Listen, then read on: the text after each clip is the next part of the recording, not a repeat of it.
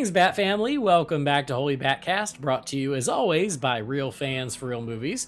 You can find us on Facebook, Instagram, and YouTube. Just search for Holy BatCast. You'll find us.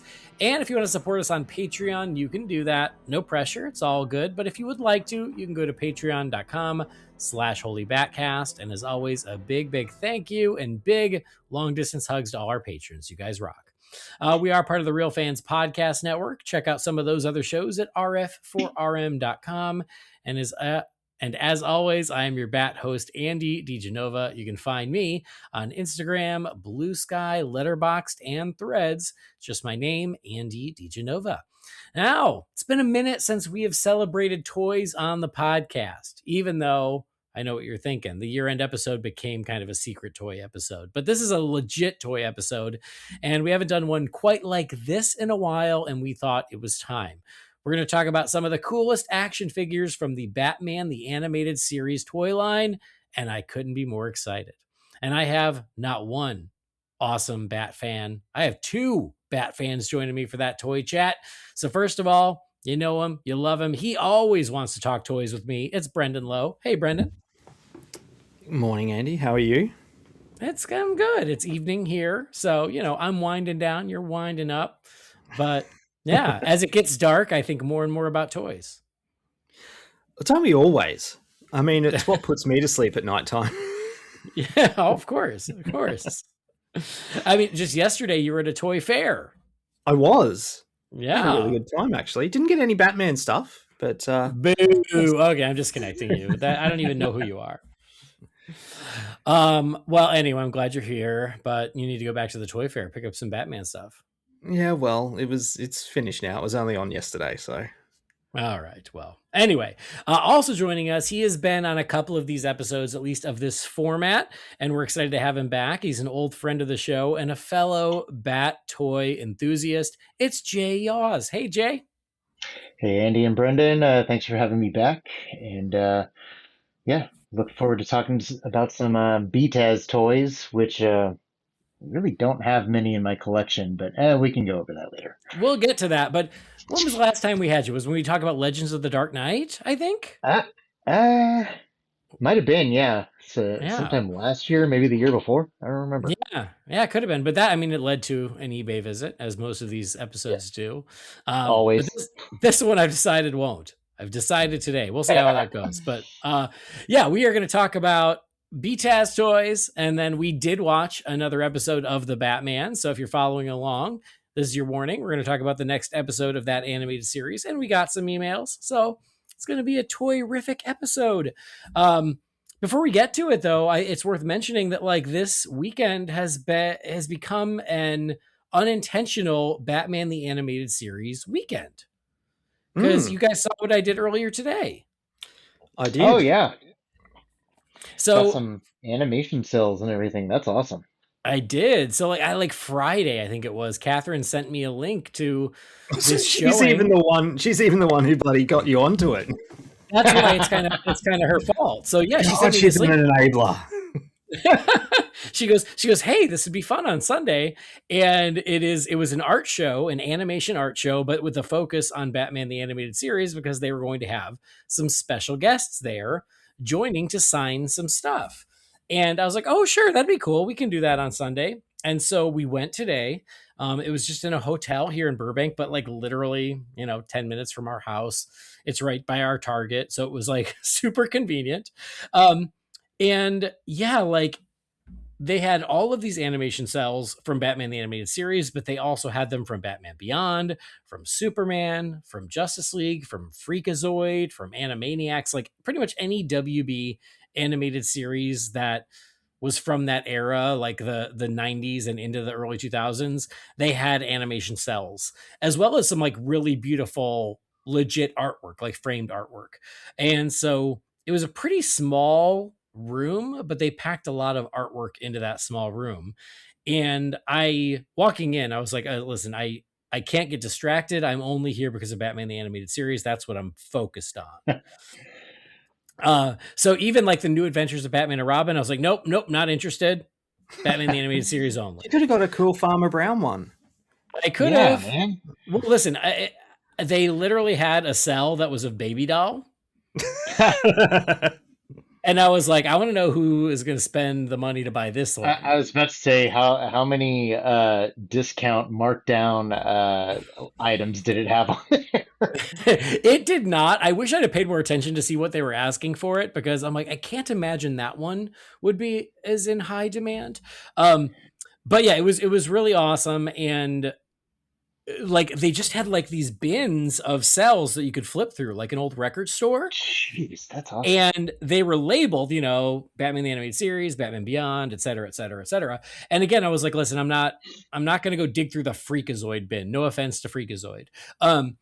But of course, like the Batman Animated Series ones had everybody around it. And I just had to like hover and stalk.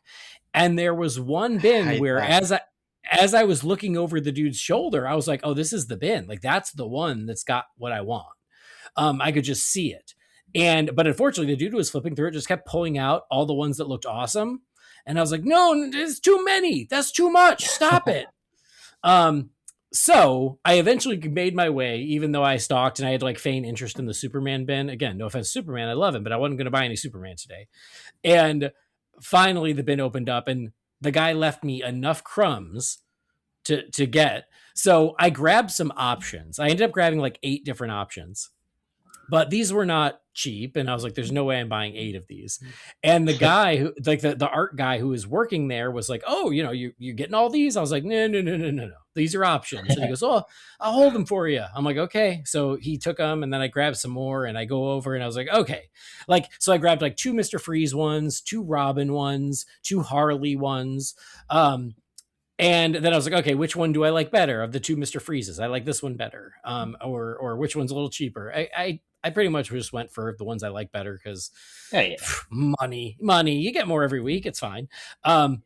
And so I narrowed it down to 4. I cut it from 8 to 4. And then the guy was like, all right, well, you take all 4 of them. I'll give you this discount. And I was like, no, that's still too much.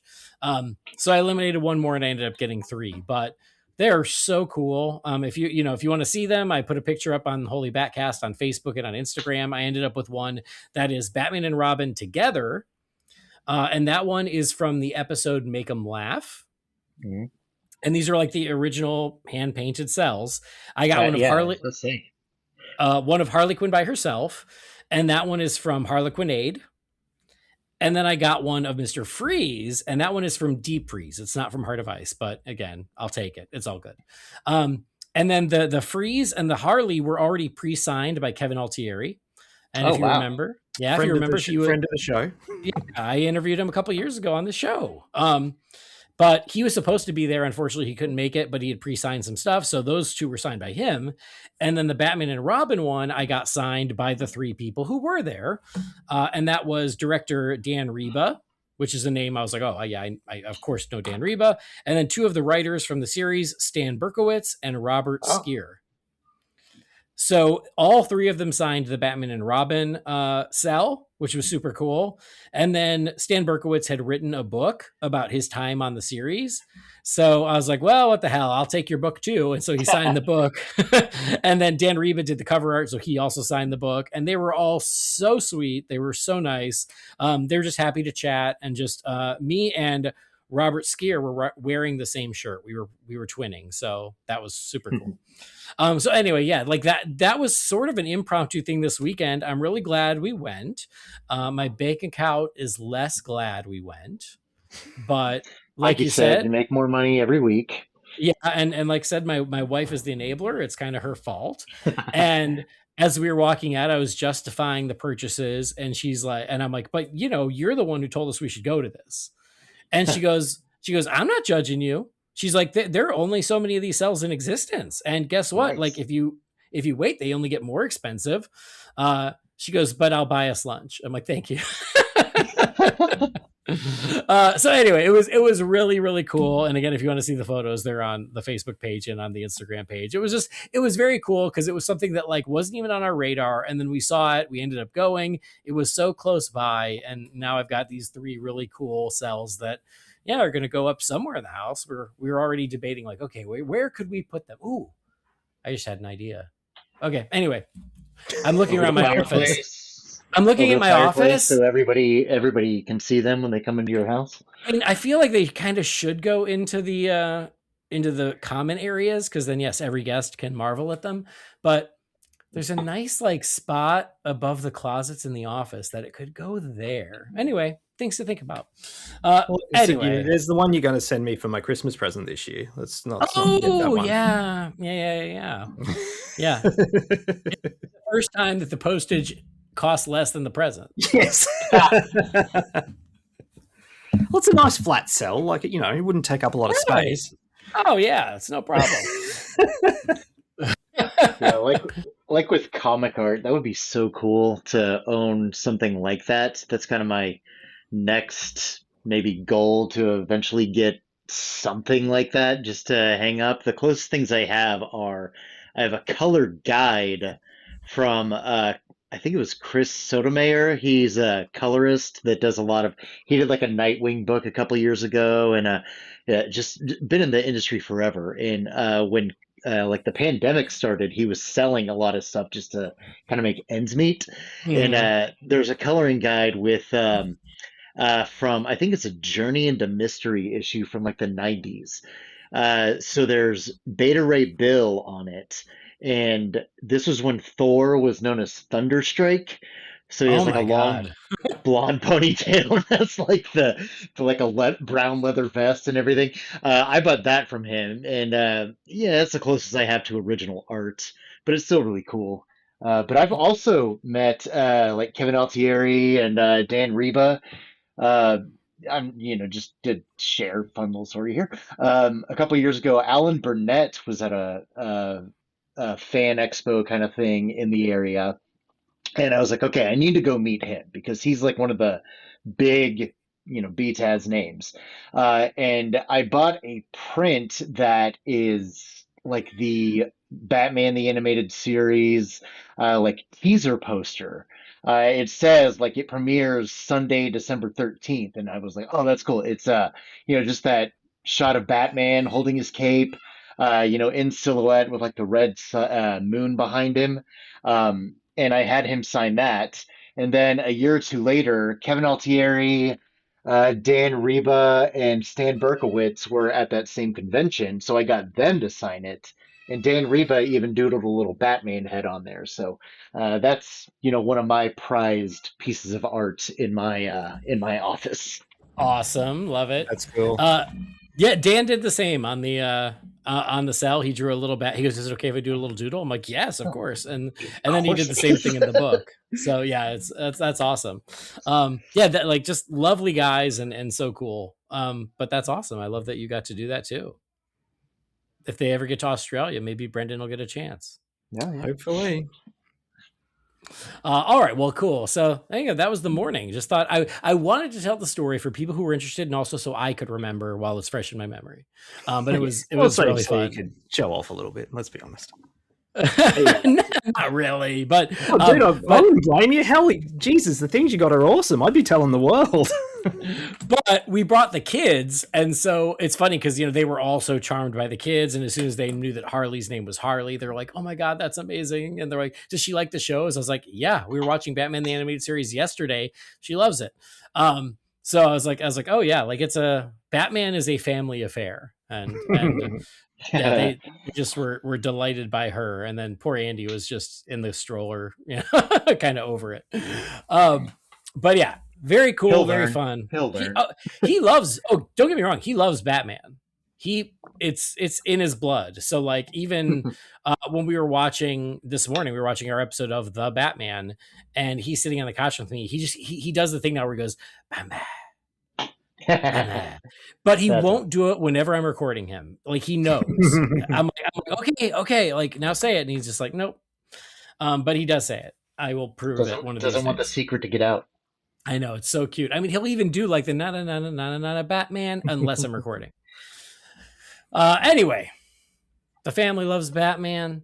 The family loves Batman the Animated Series. Like, again, last night, I was like, what do we put on before dinner while we're waiting for dinner to get here? I put on Batman the Animated Series, partly because of today and partly because of the Clayface trailer. So I put on Heart of Ice and then Feet of Clay just because I've been kind of in the mood for it anyway. And Harley sat and watched them all. She loved them. Andy, now that he's walking, he's a little too adventurous. He's like, yay, I'm free. So he takes a little more wrangling these days. Anyway, the point is, Batman the Animated Series is just, that's this weekend. We're celebrating it for some reason. And one way we celebrated it is through looking at old toys. And so, like we've done in the past, we each picked some toys to discuss from the vast toy line. So let's do that. Let's take a look back at the toy line from Batman the Animated Series. The eyes of justice are watching. It's Batman! Two-Face is on a firing frenzy! Charging into action is Combat Belt Batman! You just got on my bad side, Batman! Tough luck! Great save! The eyes of justice are watching. It's Batman in the invincible hoverback. No contest! Capture Claude! Two-Face is off to serve double time. The eyes of justice. Batman. Figures and vehicle each sold separately. The first thing I will say is I guess I didn't remember, or I didn't think about just how huge this toy line was and how much was part of it. And I think that's because, and I think Jay, you even alluded to it, is I didn't own many of these. In fact, I owned only one of them, and there's a story to go with that. We'll get to it. And that's just because of the age I was when these were a thing. Like, I was already in high school by the time these came out. So I was looking at toys and admiring them from afar, but I wasn't buying them anymore. And so I guess because I wasn't paying attention to this line, when you sent us the link, Jay, for the entire line, I was like, oh my God, there is so much here. So it was really fun. It was kind of like a window into a part of Batman that I didn't pay much attention to just because of when it came out. And so what we did is what we've done in the previous episodes. We each picked a few of them that jumped out to us as like the ones we would want, or the ones that we think are super cool, or the ones that have a story attached, or whatever. For whatever reason we each chose 4. And so we're going to go around and chat about some of those. But if you're listening and yours didn't get, or your favorite didn't get picked, it's just because there were so many to choose from, which was nice. So we each picked 4. Let's get started. Brendan, you were the first one to jump on it and go, okay, I want these 4. Like, you didn't even have to think about it. Well, I thought about it a little bit, but, and look, when I say I had to think about it a little bit, the first one I picked, I didn't have to think about. And it's probably not for the reason people would think. But I picked Combat Belt Batman, which is, widely known as sort of the GOAT of this entire line, because it's just Batman. It's in the suit. It's not, a hypercolor, techno-colored looking thing that he never wears in the show. This is Batman in the Batman costume from the show. And the reason why I picked it, though, it's not because it's awesome. Which it is, obviously. But it was the first one I ever owned. Oh, wow. Yeah. So, like, funny story, I guess. Go back to sort of, early mid-ish, getting towards mid, probably 1993. And you need to remember 1993, no internet in Australia. We didn't get entertainment news and things like the way we do now. And I think I would have told the story before where I knew Batman the Animated Series as the Batman Adventures comics months before I knew the cartoon. Because the comics were at the local news agency, and I thought, because based on the artwork and stuff, I thought it was just like a line of kids comics kind of based on the movies, because the first issue's got the Penguin and he looks like Penguin from Batman Returns but kidified. So yeah, we were at the shops one day, and just a random day in 1993, and I was just looking in the toy aisle like kids do, not expecting to buy anything, just like, having a look at the toys. And there was all these Batman figures. And to me, my first thing was, oh, these are from the Batman comics. Even though it said Batman the Animated Series, like I didn't put it together, that it was from a cartoon. I just thought these are the toys from the comics. Like, I don't know, when you're a kid, like I remember the first time I watched Ghostbusters when I was 5, I was like, oh, this is like based on the cartoon, not the other way around. And and I remember Mum letting me get one, and I picked Combat Belt Batman for the reasons I mentioned before. Like, it's just Batman. He's in the costume that he wears in the show, slash for me at the time in the comics. You know, the utility belt was pretty cool, but you know what? If you're going to get one figure, you're going to get this one.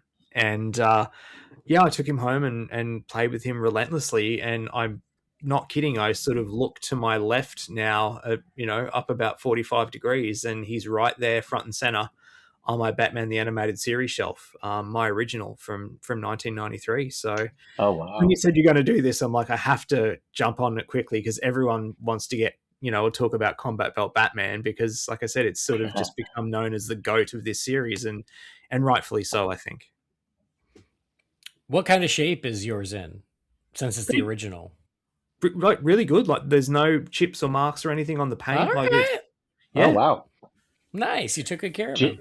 do you have the accessories, or is it just the figure? I don't have the look. The accessories might be somewhere, but it's just the figure.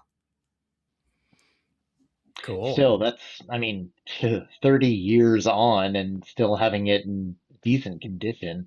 That's awesome. Yeah. I like Do you remember this one, Jay? I mean, aside from, like, I have a funny history with Batman the Animated Series in that I didn't actually get into it until I was a little bit older teen. Brendan, I think you and I are about the same age, maybe a year or so off, but I was born in we're '84, so okay. I was born in '85, so about a year younger. just sent you guys a photo of my Batman. Oh, great. Oh wow, that does look good. And you still have the cape too. That's awesome. But yeah, I didn't get into Batman or by extension Batman the Animated Series until a couple of years later. Like I was really into it when the new Batman Adventures came out, but the animated series itself, I was kind of a late bloomer to. So I didn't pay as much attention to the action figures and everything as you know, should have in retrospect. In fact, the most vivid memories I have of this line of action figures is always seeing the Ra's al Ghul and Bane figures at every store because nobody wanted them, sadly. And so they were just kind of peg warmers back then. But I mean, Brendan, you're right on the money. I mean, this is like the series itself is Batman just in a, you know, in a nutshell, just kind of you know, condensed and filtered out, you know, with any sort of extraneous details. It is just Batman himself in his robes and world and everything. This figure is Batman. Um and as charming as some of the, you know, variants are that you could see and everything, this is the one that if you were going to own a Batman figure, it would have to be this one because it is the Batman action figure. And I don't think any of the like the newer ones, like was it like DC Direct and McFarlane, like none of them have captured the essence of this. Like he's still the one that looks like the most from the TV show. Like the other ones are cool, Yeah, but they're kind of just a bit off. Like so they're like really top heavy, or the cow's not quite right. This one just captures him perfectly. Like it's from the cartoon, like, you know, ripped off the screen. I was thinking something like that just last night. I think it was. I was going through. I was at Target and just walking through the toy aisle because, you know, of course we do. And I was thinking about this episode that we were going to be recording here, and I was just looking at all those, you know, action figures, and yeah, they had some of the animated series figures too, and I was like, the problem with them, I think, is they don't look like action figures. They look like they're supposed to be collectibles. Yeah. Whereas this looks like something that as a kid you would want to see at the store, beg your parents to buy you, and take home and play with it. Whereas stuff these days is just, you know, priced out for that reason. So it's something that you want to keep pristine because it costs too much money for you to take out. But no, this looks like a toy that you would have hours and hours and hours of adventures with because that's what it's for. Yeah, And like boy, I said, did I. I didn't pay a lot of attention to this line, but again, over the years of my Batman fandom, I feel like I have heard exactly what you said, Brendan, which is, oh, the combat belt Batman was the Batman figure. So when you picked it, I was like, oh, that's that one. I wouldn't have been able to pull out the name from my own memory, but when you said it, I was like, yep, that sounds familiar. And looking at it, I get it. What I like about the figure is, yes, like Batman himself just looks like Batman. If you want just a pure animated series version of Batman, this is it. And then you have the extra accessories if you want those, and that's cool. But without them, you get pure Batman. And so I like that option because some of the other ones, like you said, like it's like, oh, it's Batman, but he's neon green and camouflage. So even if I don't want to use the big parachute or whatever they pack in it, it's still such a weird looking Batman. Whereas this, you can have it both ways. So, all right, combat belt Batman, great first choice, great way to get us started. Jay, what's your first choice?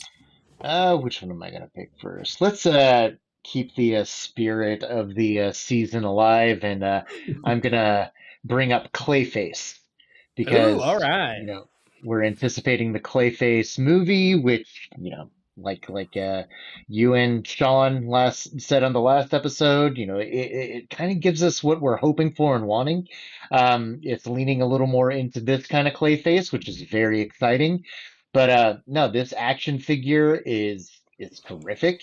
It has goopy, gross looking Clayface as the figure, and then his accessories, I guess, are some um, sharp razor nails on one hand, and then a firing, looks like a spiked ball mace kind of thing for his left hand, and it just looks really cool. Clayface is one of the standout villains of the series, just because the animation for the character was just so awesome, and the Feet of Clay episodes, and then Mudslide, and then a couple of other episodes was in some really, really, really, really strong contenders for some of the best episodes of the series.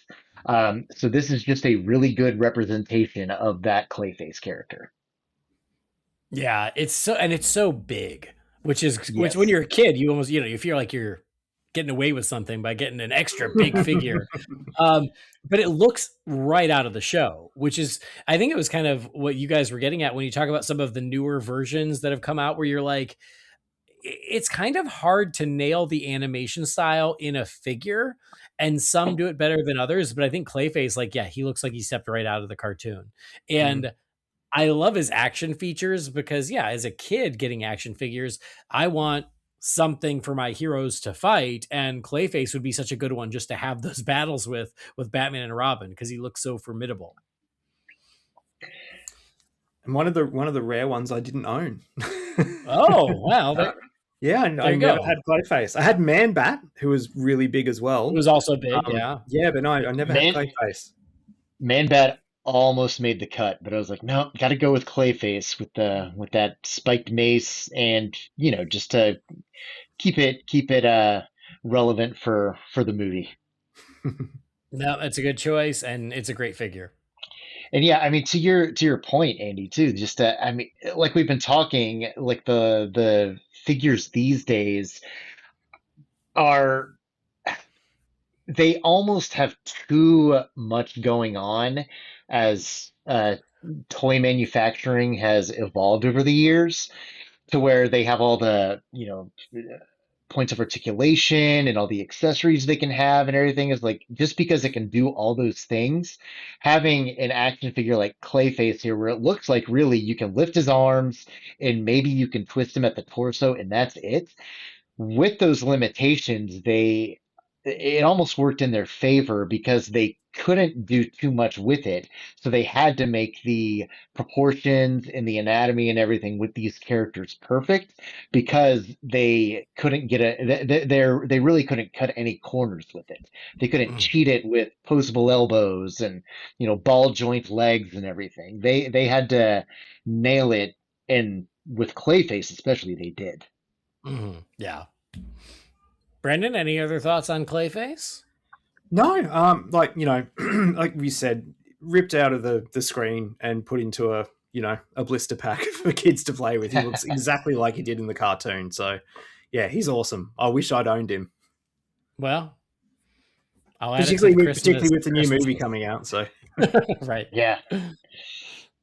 Awesome. Well, let's keep moving forward then. My first choice, we're going to go back to the heroes and talk about the equivalent of Combat Belt Batman, and that is just the original Robin figure. Because like the Combat Belt Batman, if you take just Robin, just the figure, it's perfect. It's right out of the show. It is the quintessential Robin. There's no weird design choices, weird colors. It is just Robin as you saw him in the show, which is what you want. But then it does come with some ridiculous accessories if that's your jam. So he comes with I was going to say a paraglider, but according to the package, it is a turbo glider and drop missiles. So you almost get like a mini vehicle as a bonus. So you get the coolest Robin figure and a vehicle where he can, go drop missiles on Clayface and fight. But, I had to pick Robin anyway, because I love Robin. And sometimes the original figure is the right figure because, much like you said about Combat Belt Batman, if you're only going to get one Batman, it's that one. If you're only going to get one Robin, it's this one. Mm-hmm. Did you have this one, Brendan? I sure did. All right. And it was one too. Like, to be honest, I don't really have that much of a memory of using the glider or anything. Like, it was Robin. And that's what I wanted. And I had, Batman and Robin. I still have him somewhere. He'd been in a box in a cupboard somewhere here. But I used him a lot. And I used him quite a bit when Batman Forever came out. Like I had a few Batman figures from the series, but from the Forever line, but I didn't have a Robin yet. And I'd use that Robin. Which wasn't a million miles away from what he looked like in the movie. Right. Yeah, and I it's so simple, but like I loved. Actually, I don't know if it looks like it in the picture, but my memory is he had the cape was yellow on the inside and black on the outside, whereas the photo looks like the photo just looks all black. Yeah. But anyway, maybe I've gotten confused with another Robin figure, but yeah, I played with this one endlessly as well because it's Robin. That's plain and simple. Well, that's great. No, yeah, I mean, I think I would have been just like you. I'd be like, oh, cool, glider, set it aside, and just have Batman and Robin go on adventures. Yep. Which is weird because the episode where Robin had the turbo glider with the dropping missiles, that was my favorite episode of the series. So I don't know what you guys obviously it's straight out of it. But Jay, I know that you share my love for Robin. Oh yeah, absolutely. Just be serious, no notes. Perfect Robin figure. The accessory is random, but it's not too weird because Batman and Robin are known to use gliders. It is a little weird that he has missiles because, probably not going to walk away from one of those dropping on your head, but whatever, who cares? But the figure itself, I can't add anything else to it. It's perfect. Looks like Robin from the series, which, that's the best Robin has ever looked is that costume. So yeah, no notes. Love it. Sweet. Wow. Good. I knew you'd be with me. Well, we're back around to you, Brendan. What do you want to talk about next? Let me scroll back up to the images we've got here. Okay. I'm just going to go in the order that you've got them on the thing. So next up is it's just the Penguin with Hypo Spin Umbrella Launcher. And look, this is one that Christmas 1993. I remember quite vividly opening this large present, just wrapped in wrapping paper, and it was pretty big. And inside was just, I think maybe like 6 or 8. It was a lot. Batman the Animated Series figures. Oh, wow. And, and that sounds like heaven. That's amazing. Dude, Christmas 92 and 93 were peak. Like, they're probably my favorite Christmases ever because 92 was all return stuff and 93 was all animated series stuff. It was just the best. Awesome. And yeah, one of them was the Penguin. Now, I'd had for 12 months the Penguin figure from the Batman Returns line, which, famously looks just like Danny DeVito from the movie. That's, you know what? It's been over 30 years. I'm still mad. Right? So when I got this one, I was more excited because it's like, finally, I have a Penguin that looks like the one from the movie. Albeit a little bit different, but it looks closer than anything we'd had previously. So I'd play with this Penguin with like my Batman, obviously with my animated series stuff, but I'd play with him with my my movie stuff, because I'd put him in the umbrella plane from Batman Returns because he fits. It should have been the duck, but it was an umbrella plane. So good scene. So yeah, I played with this guy endlessly too, and it was, to me, the big draw and why I wanted to pick it today was essentially to tell that story. But he looked like the anime. He looked like the Penguin from the movies, and I was thrilled with him. I absolutely loved him, and once again, he's on my shelf, and he's in pretty good nick. And yeah, if you guys look at your phone, I've just sent you a message again, because I'm literally holding him in my hand right now. My original from Christmas 1993. Awesome. Few little, the paint's come off a little bit on the edge of his top hat and everything, but otherwise, yeah, he's in really good nick. The accessories again would have to be, they'd be somewhere. Oh, that's the other thing too with the accessories. Again, going back to Batman Returns, the umbrella was like the Hypno umbrella that he uses in the movie. It's different color, but yeah, to me, this is like, why didn't I get this 12 months ago from with Batman Returns? But I waited and I finally got one. See, I would not have been able to mix animated series with the movie toys. I couldn't, because the style is too different. My OCD would not allow it, which is why I had to wait 20 years for a real one. With Robin, they were, he was a placeholder. But the Penguin, I mean, man, like the scale's not completely, it's not crazy different. Penguin was short in the movie anyway, and he looks more, like I said, he looks more like Penguin than the Penguin figure we got 12 months ago. No, definitely not a poser. Yeah. Yeah, that is true. Jay, thoughts on the Penguin? Looks great. I do like the umbrella. Now, Brendan, did the umbrella have maybe like a little stick you could put in there to put in his hand, or was it only something you could load into that? I think from memory, it's just something you loaded into the thing, and like when you pressed it would make the thing spin and it would shoot off. But yeah, I just sort of hold it in his hand and spin the umbrella like he was, hypnotizing Max Schreck. Oh yeah, sure. But yeah, looking at that picture, I love how even down to the details of his hands, they're the little flipper hands. They didn't really cut a corner there. They made it look like the Penguin from the show. So yeah, it looks great. And I do like the scale. He does look a little bit smaller than maybe the Batman and definitely the Clayface figure. So that's really cool too. Yeah, he comes up to about Batman's shoulder. Yeah. I love that. I love the scale. Yeah. Yeah, this one's super fun. I was surprised that it was on your list, but now I understand because there was a whole backstory. But it looks right from the show. And like you were saying, Jay, I love the accessory. There's something about, again, the simplicity of like, okay, it's still a playable accessory for kids to shoot the umbrella, Batman or whatever, but it's not so ridiculous, where it still fits the character and it's something you would have seen in the show or some variation of. So yeah, I think it's a really nice balance of like an action feature that still makes sense as opposed to some of the weird ones you get over the years. And the figure itself is great. I do think that like, Brendan, you showed us the current one and he's still in pretty good shape. I think that having the soft coat is probably what aged the worst, just because that's going to deteriorate more. Yeah, and it gets dusty and yeah. But no, the Penguin figure is really cool. All right, Jay, what's your next choice?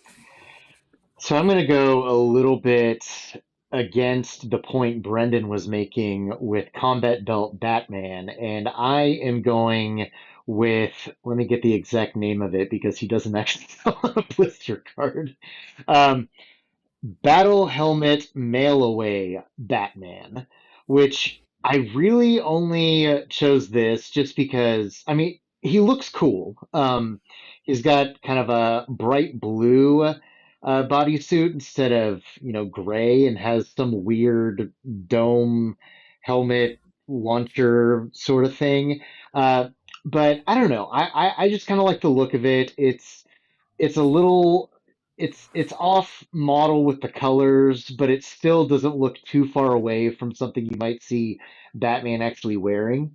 And there's just something that as a kid there, you would get like the mail away prizes in like a box of cereal, or in a back of a magazine or a comic book, and just wanting to get those so bad because it seemed like, oh man, this is like something super exclusive. I can't just go to the store for it. This has got to be something really, really awesome.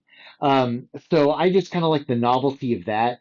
And kind of tying back to the Batman and Robin action figure line figures that we talked about, Andy, where the best Batman from that line was a mail away figure from, I think it was like Polaroid or Kodak or something. Yeah, yeah. It was so I just kind of liked to keep it in the same spirit there of a little bit different, little more off the beaten path Batman, but I don't know. I just kind of like this battle helmet Batman. It's one that I've stalked on eBay every now and then to maybe buy, and never pulled the trigger. But it's a cool figure, and thought it was a little different. Well, Jay, I want to thank you for choosing this one, You're because welcome. this is the only one that I owned. Oh, wow. really? This is the only one, and I still own him. He's still in a box somewhere. It's been a while since I've seen him, but I assume he's out there somewhere. Yeah, this is the only one I own from this line, and that is because he was a mail away figure. I believe you mailed away when you bought the VHS tapes of the show. Ah, And I had that initial line of VHS tapes where it was Batman, Robin, Joker, Poison and Ivy, I think, was one. Two-Face. I think Two-Face. I think the first four were Batman, Robin, Joker, Two-Face, Oh, because it was okay. like the Two-Face two-parter. And then it was like Robin's Reckoning was the Robin one. Yeah, it was like 2 episodes each on 4 VHS tapes. And I think you only had to buy 2 or 3 of them to mail away for the figure, but I did. Because again, I was in high school. I was working. I had money. I had money to buy the VHS tapes. And I was like, well, yeah, I want a random Batman action figure. And so I sent away and it came. So this is the only one I owned from this line. And that's great. But also, he's a cool figure. Like, again, take away the accessory. The accessory is a little dopey. It's like this weird backpack / battle helmet. And then you have these little discs that go in it that shoot out. But the shooting mechanism is kind of shit, if I'm being honest, because it's like not even like spring loaded where you like hit a little trigger. It's like you literally just stick it in and it uses friction and the force of your finger to quote unquote shoot it. Oh, like the flick shot or whatever they call it. Yeah. Oh, And so man, it's like, but take that accessory away and you still got a really good Batman figure. I love this color blue. It's a little off. It's a little brighter than you're used to, but it's still, like you said, not that far off. So this still works as a good Batman figure on its own. And what was missing from Combat Belt Batman is there's no blue in it. And so I like that this one scratches that itch. So yeah, I have good memories of this figure because I bought those tapes. This one, man, I remember sitting on my shelf in my room back at my dad's house when I would watch those tapes, because back then I thought that was the only way I would quote unquote own Batman the Animated Series, with 4 VHS tapes. Right. So yeah, it was so important. And yeah, I remember having this guy. So I'm glad that you picked him. You're welcome. I'm glad that there was that nice little full circle moment there on accident. Yeah. Brendan, what about you? Well, I didn't know this existed until because I don't think we had the mail away over here. And yeah, like looking at him, he's not blue gray like Batman in the show was. He's very much more a straight blue color. But again, if I didn't have Combat Belt Batman and was given this, I'd be thrilled because it's very, very close. I'm just trying to remember. I had a toy. I think it might have been from the Batman Forever line that had a very similar thing. where the discs, spun out from friction and things like that. I'm looking at the photo on the thing you sent us, and even the thing, like the accessory itself, looks very similar. I'm wondering if they might have repurposed them. Oh, interesting. further down If you the could line. find it, I'd be curious. Yeah, I definitely had a toy that used that sort of, I'll say technology, and it shot discs. I remember that, but yeah. No, he's very cool. I didn't know he existed. So I've learned something new today. I only found out about this one because a couple of years ago, what inspired a lot of these episodes was Andy seeing posts that I would make on Batman News, which is no more, sadly. R.I.P. Batman News. R.I.P. Batman News. But I was looking through like internet toy databases just to get as many ideas of figures and everything that I could use to pull images and everything. And one of the sites that I used had a ton. It was even more robust than the link I sent you guys, I think. And this was one of the figures that I saw, and I was like, "Oh, that's really cool." And I ranked it up pretty highly just because I thought it, looked cool. But that's the only reason I know about it. Wow, very cool. Love that.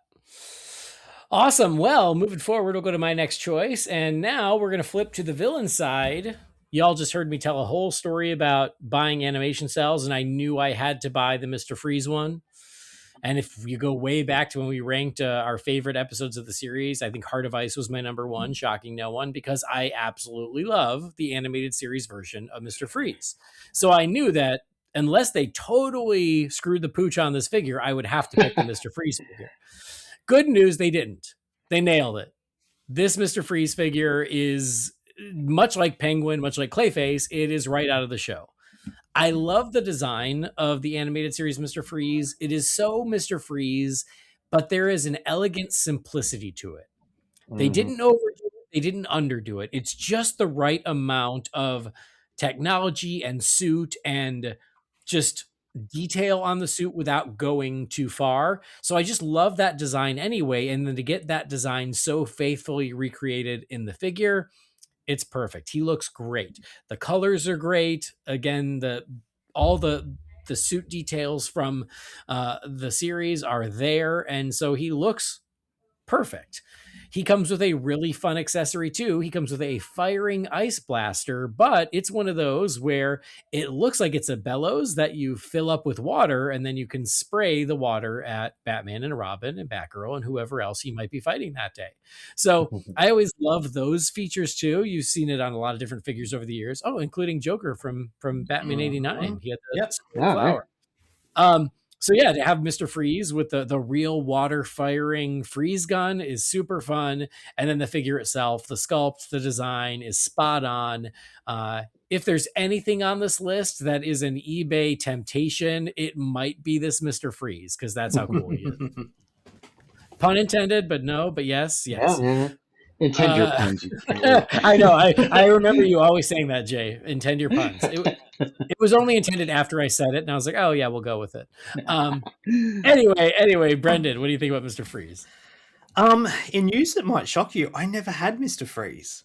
Oh, man. I never had a Mr. Freeze action figure at all when I was a kid. I don't know why. It was just one of those random ones that, I don't know, it might not have been as readily available. Mum just never think to choose it when gift shopping and things like that. But yeah, I never had a Mr. Freeze.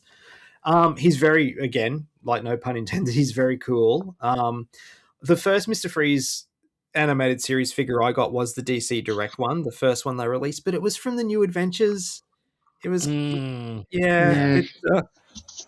I got him quite cheap because I was friends with a guy who owned a comic shop at the time, and the packet arrived like damaged, like the card was damaged or it had half split open or something, and he did it for me for like $10. I'm like, yeah, okay, I'll grab it. But it never felt right because it didn't look like this. Yeah, he's awesome. I wished I'd owned him as a kid, particularly with the water thing, because I used to, particularly in summer here because it's so hot. I used to, with a lot of my action figures, Mum would fill like containers up with water, like, you know, and we put like food coloring in them to color the water, so it'd be like, the Joker's chemical lab or something or other. That I'd be dropping the figures in the colored water all the time and things like that, and to have a figure that shot water would have been awesome at the time, but yep, sadly not one that I owned. All right, well, I love these episodes because it also gives me ideas for Christmas gifts to you. Mate, you've already got me an animation cell. You don't need to get me anything else. It's honestly, it's cool. You'll just spoil me. Yeah, well, when you said, Andy, it's fine. Okay, great. You said, "Oh, I never had a Mr. Freeze figure." I'm like, "Well, now you got two, don't you?" Yeah. And I can take credit for one. You can. Anyway, Jay, Mr. Freeze. Yeah, like the Robin figure, like Combat Belt Batman, the figure itself, absolutely perfect. No notes whatsoever. Like you said, Andy, love the kind of retro deco design of Mr. Freeze. That goes along with the spirit of the show where it looks like something maybe out of kind of a 1950s sci-fi film, but it still works in a modern context. And I just love the look of the figure, the character. The only bummer with it is, as fun as that accessory is, with the shooting water and everything, might have been nice if it came with a smaller blaster that looked like his blaster in the show. But that's just picking nits for its own sake. Yeah, fair enough. Awesome, Mr. Freeze. Let's loop back around. Brendan, what do you got next? Well, actually, while we were just talking then, my mind was wandering and it got the better of me, and I just did a little Google, and I was right. With my Robin, he had the yellow and black cape. So I'm not sure what the difference is there, but if it was a different edition or something. But yeah, I just did a Google image search, and some of the images show him with the yellow and black cape. So I wasn't going crazy. Well, okay, here's why. If it's really hard to see, I'm looking at the photo. His cape is folded in the back, but if you look at the very bottom of it, by his shins, you can see. There you go. Yep, you can see that on the inside it is yellow, but because it's folded in like a burrito, you only see the black. Well, there you go. Okay. Yeah, so I was right. I thought that was the back of the packaging. But yeah. Yeah, because he was really colorful. Like the yellow cape made the whole thing pop. It was awesome. Anyway, so I'll keep going with the action figures. I'll save my vehicle for last. Again, Christmas morning, 1993. That big pack of figures that I opened. This was one of them, and it was Scarecrow with thrashing sickle, and this guy was really cool because he's the second version of the Scarecrow from the cartoon. He's not I think people call him the teardrop version, like that original one. Mm-hmm. He's got the scarier face. The sickle, the action with the sickle was really cool. He had like a little dial on the back of his back that you'd roll with your thumb, and his arm would just spin with the sickle. It was really cool, and he's got a crow accessory that would go on the other arm. But the reason why I picked him and the reason why I loved him so much is I don't know what it was called when they did this, but did either of you guys have this one? Do you? No. No? So no, I didn't own any of these figures. Okay. So you can't see it from the packaging, but the top of his hat is clear. Is it it's with the glowing eyes situation. Yes. So you can like shine a light in there. Cool. Yeah, and if you put him up, under the light, his eyes would glow red, which to me, the only time I'd ever seen that before, I think it was Metalhead in the Ninja Turtles range. Oh yeah, he did that, and I thought it was awesome. When we talked the last time we did this, when we talked about the Legends of the Dark Knight, that Scarecrow has the same feature. Oh, cool! Yeah. I wasn't aware of that. Yeah. It's a big, weird monster Scarecrow, but yeah, like same thing, like which is such a great simple feature, but I love it. Yeah, and that's why I chose him, because as a kid I loved it, because he did like it really. He looked freaky. Those eyes really glowed red. I do still own this guy. He's not on my shelf. And the main reason he's not on my shelf is because he doesn't stand up. Oh. Yeah, so he's a bit tricky to display, but yeah, again, had lots of fun with him. Like I think I've said before, like the animated series was my introduction to the majority of Batman's rogues gallery, because to that point it was the movies, and at that stage it had been 3 villains, and the '60s show. They were my, that's how I knew the rogues gallery. And Scarecrow, Poison Ivy, Two-Face, Clayface, Man-Bat, like all these characters, I'd never heard of them before, and I was already a big Batman fan, but I'd never heard of them until the animated series came along. And yeah, this Scarecrow is he's awesome. He's really, really cool. Probably still my favorite Scarecrow figure to this day. Yeah, he's rad. Jay, thoughts? So I'm going to drop a spicy take here. Uh-oh. Well, in a good way, good spicy take. This is my favorite Scarecrow design from the animated series, including the new Batman Adventures one, which I know gets a lot of love. And that one is cool and appropriately scary, but it's almost, I don't know, not like too scary in the sense of, oh my gosh, I'm so scared of it, but it almost kind of defeats this characterization of Scarecrow himself. This is a guy that you could definitely see being kind of a dweeby scientist, creating a fear gas and throwing it at people and making them cower in fear and everything. I like the look. He looks more Scarecrow-ish than the first one, which I've always thought that one looked more like a turnip head, rather than. But yeah, I see the teardrop, and then the Hangman's noose of the other one with the more flat build fedora and everything. Grim Reaper-y, the redesign. Like I think it's a cool design, but he looks less like a Scarecrow in my opinion. Yeah. Anyway. Whereas this one looks like a Scarecrow. And that's just why it's awesome. So yeah, this is a really cool figure. I love the Scarecrow accessory, or not the Scarecrow, the Crow accessory that, by definition should be scared of him. But again, whatever, who cares? And that scythe that he has is just really simple, but just really, it looks like it's really well, sculpted and everything, to where it would fit in his hand really well, and they didn't overdo it on that. It still looks like a scythe, and that's just what it needs to be.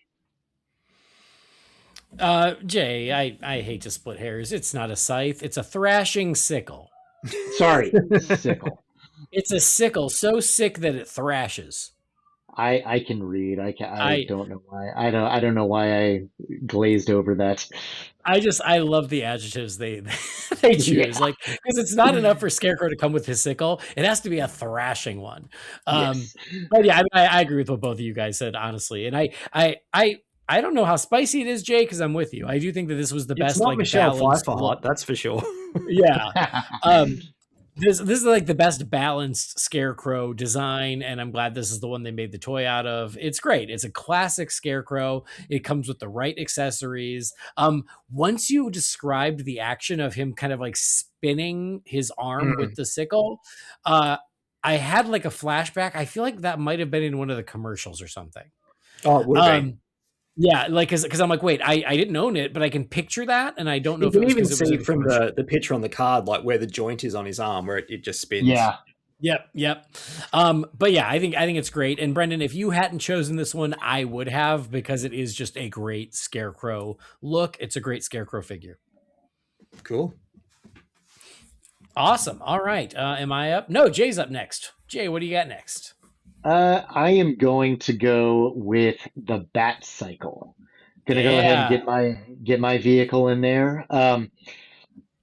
One of our safeties was the Batmobile, which is awesome. It's an awesome vehicle. It's an awesome action figure, toy piece, whatever, all this stuff that we're talking about. But I don't know. I appreciate that none of us picked the Batmobile, because we all thought someone else was going to pick it. Yes. And we're all like, yeah, we love the Batmobile, but we want to pick something more different, more unique. So yeah, the Batmobile's awesome. We all love it, but we all were like, too obvious. We each picked a different vehicle. But I mean, this is the cycle out of the show that has that. I don't know why. I just love that the wheel covers of the Bat Cycle in the series. It's not something you see on motorcycles in reality, so that kind of gives it that fantasy-ish, science fiction-ish kind of vibe to it. And the lines that are on it, again, kind of going with that retro Art Deco look that the architecture and even like Mr. Freeze's design have, that kind of that time out of time that they would always talk about with the series. But I mean, this is just really cool because it's still action figure sized and it has a Batman figure on it. I'm almost positive you wouldn't be able to take them off, but it has one of my. Oh, I assume you had this one, Brendan. Yeah, I did. Oh, nice, nice, nice, nice.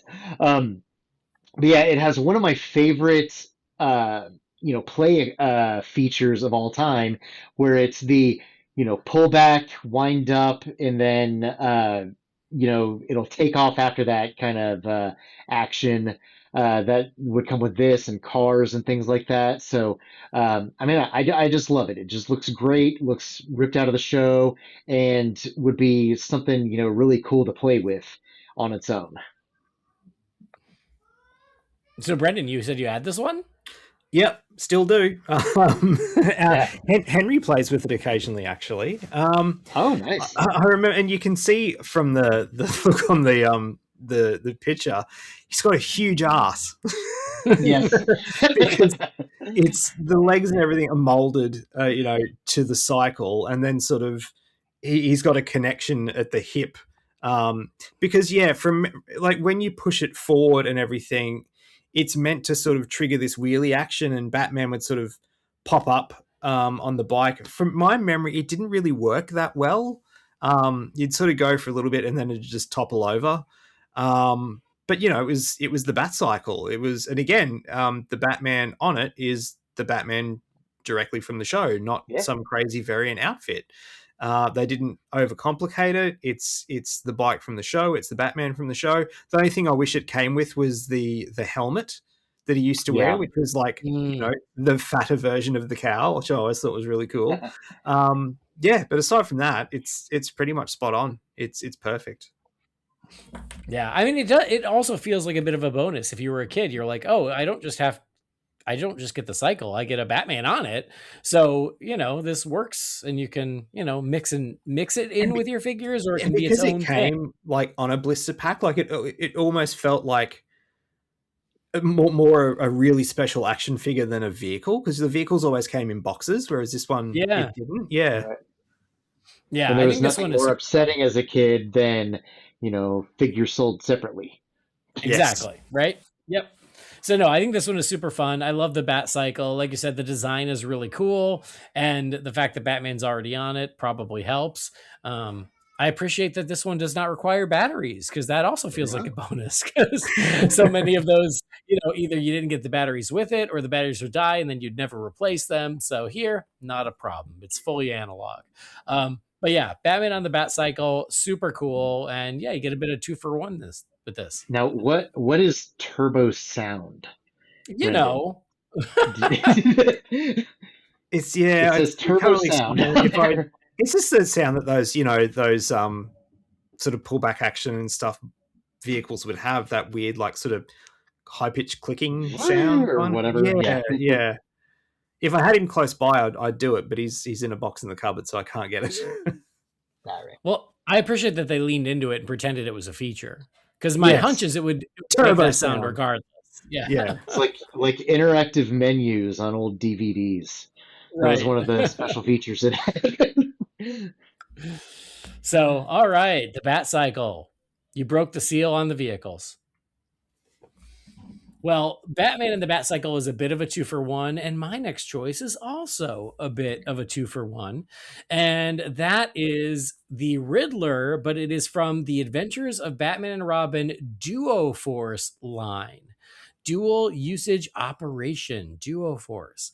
Originally, I just pulled like the first Riddler figure because much like I love Mr. Freeze, I love the Riddler. So I was like, yeah, I've got to just talk about the Riddler. And then as I scrolled deeper into the line, I came across this. And I went to go with this because it looks to be the same figure as you would have gotten earlier on in the line, except this one comes with the most ridiculous accessory that I thought was worth noticing. So it looks like you get the same Riddler figure, except it does not appear he comes with the cane. That's my one complaint, because his hand is still outstretched as if he does get a cane, but I don't see it in here. But instead of a cane, you get this insane vehicle thing. So the gimmick for the Dual Force variant was that it came with this giant thing that was essentially a vehicle, but it could transform into two different kinds of vehicles. So what he has here is it's like a backpack that becomes a chopper. According to this, a roto chopper. And so the blades of the chopper are question marks, and it's like a jetpack, but with helicopter blades that are question marks. But then you can transform it, and it becomes more of like a little, almost like a sled vehicle, it looks like. They call it a terrain runner, whatever the heck that's supposed to mean. But yeah, it's more like a sled where he sits down, and now the two question mark helicopter blades are, they're kind of pointing out forward and almost become like a battering ram, and he can sit on it and ride on it that way. So these Duo Force ones were completely new to me when I was digging around, and I'm like, they're so silly, they're so ridiculous, but I love that they're like, hey, Batman the Animated Series, people still love Transformers, how can we get a little bit of that flavor in our Batman line and sell you the same figure again? And this is what they did. So the Riddler figure is good. I don't love his face. He kind of has like this weird smile laugh, but it's not fully on model. His face is too fat. Yeah, a little pudgy. Yeah. But aside from that, the figure is good. And then again, I just appreciate like the 90s ridiculousness of this backpack that becomes either a helicopter or some weird little land vehicle. I thought it was fun. So, Jay, what about you? I mean, Roto Chopper episode was my second favorite episode, right behind Robin and the Turbo Glider. Obviously. So I don't know what you're talking about. I mean, it's like you say, it's just so like extra and silly and goofy, but terrific on point branding. I love the question mark roto blades for the helicopter. And I mean, these were fun. I remember uh, back then the Star Wars action figures also kind of had figures that were like these, that you would get Han Solo, but he comes with a like a carbonite handling claw accessory or something on this huge backpack and everything. And like Boba Fett had like a deluxe jetpack that had like wings that came out of that. So, you know, it was ridiculous and didn't make any sense, but it still made for a fun figure just because you feel like you got your money's worth with the accessories, because this looks like it's even though it's on a normal size blister card, there's quite a bit in there. So you're not wanting for any of the action features and everything. Like you, it's a little weird and off model, and I'm not always the biggest fan of when the molded arms or legs are in a weird position. Because like Scarecrow up above, like it looks like his feet are maybe a little askew and a little pointed weird, so that's probably why it doesn't stand up very well. Whereas Riddler here has the one arm out to the side, so no matter how you pose him on this roto chopper thing, he's going to have that one arm sticking out, and it just looks a little goofy. But I completely agree. Like it would look cool if he was standing with the cane, but without the cane, it is a really weird pose to just have as the standard. But it's still a fun figure, and it looks like the Riddler, and that's all you Yeah. really need. Yeah. Brendan. Well, I didn't have this one. By the time the figures had sort of switched over to the Adventures of Batman and Robin, I wasn't getting them. Or any figures that I were getting was like I was getting the Batman Forever ones. But it's a bit crazy. Like there's a lot going on there. Looking at the packaging and everything. I had the original Riddler, and the thing that stood out to me looking at this one is they did a slight repaint, and like the original one didn't have the grey belt. He was a sort of black straight down, and he also didn't have a question mark on his hat. Okay. Because he didn't in the show either, from memory. But otherwise, the figure's exactly the same. Like the arms are in the same position. He's, the arm is meant to be him holding the cane, and I obviously didn't have this exact one, but the Riddler that I did have, again, that Christmas, this was one of the ones in that package, and I played with him a lot. Awesome. Very cool. All right, we're looping back. Your final choice, Brendan. So I was thinking originally the Batmobile, then I'm like, no, because I'm pretty sure I've chosen the Batmobile the last couple of times I've done this with the three of us. So I'm like, I'll go something different. And I went different because this one too has a bit of a story to it. So I chose the Batplane with capture claw and firing missiles. And the reason why I chose it is I got this for my birthday in 1995. And the reason why I was so thrilled to have it is I got for my birthday in 1990 the Toy Biz Batwing from Batman 1989. And I loved it. And it's one of the probably the only time ever, actually. I was playing with it when I had a friend over from school, and usually when I had friends over from school, we had a rule where my good toys didn't get bought out because they might break. And in this case, I went against what Mum had said, and I was playing with the Batplane, and things did get a little bit rowdy, and it broke, and it couldn't be repaired.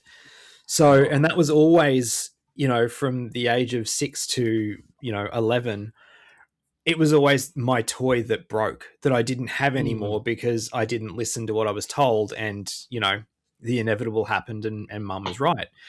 So when I got given this for my birthday when I was 11, I was just thrilled because it's not a million miles away from what that original Toy Biz one was. Like, this had a mechanical arm that folded up underneath it that came out and grabbed the bad guys, but the original one, it had this you pulled the trigger and the scissors came out from it's in the movie, and you could use that to grab a bad guy.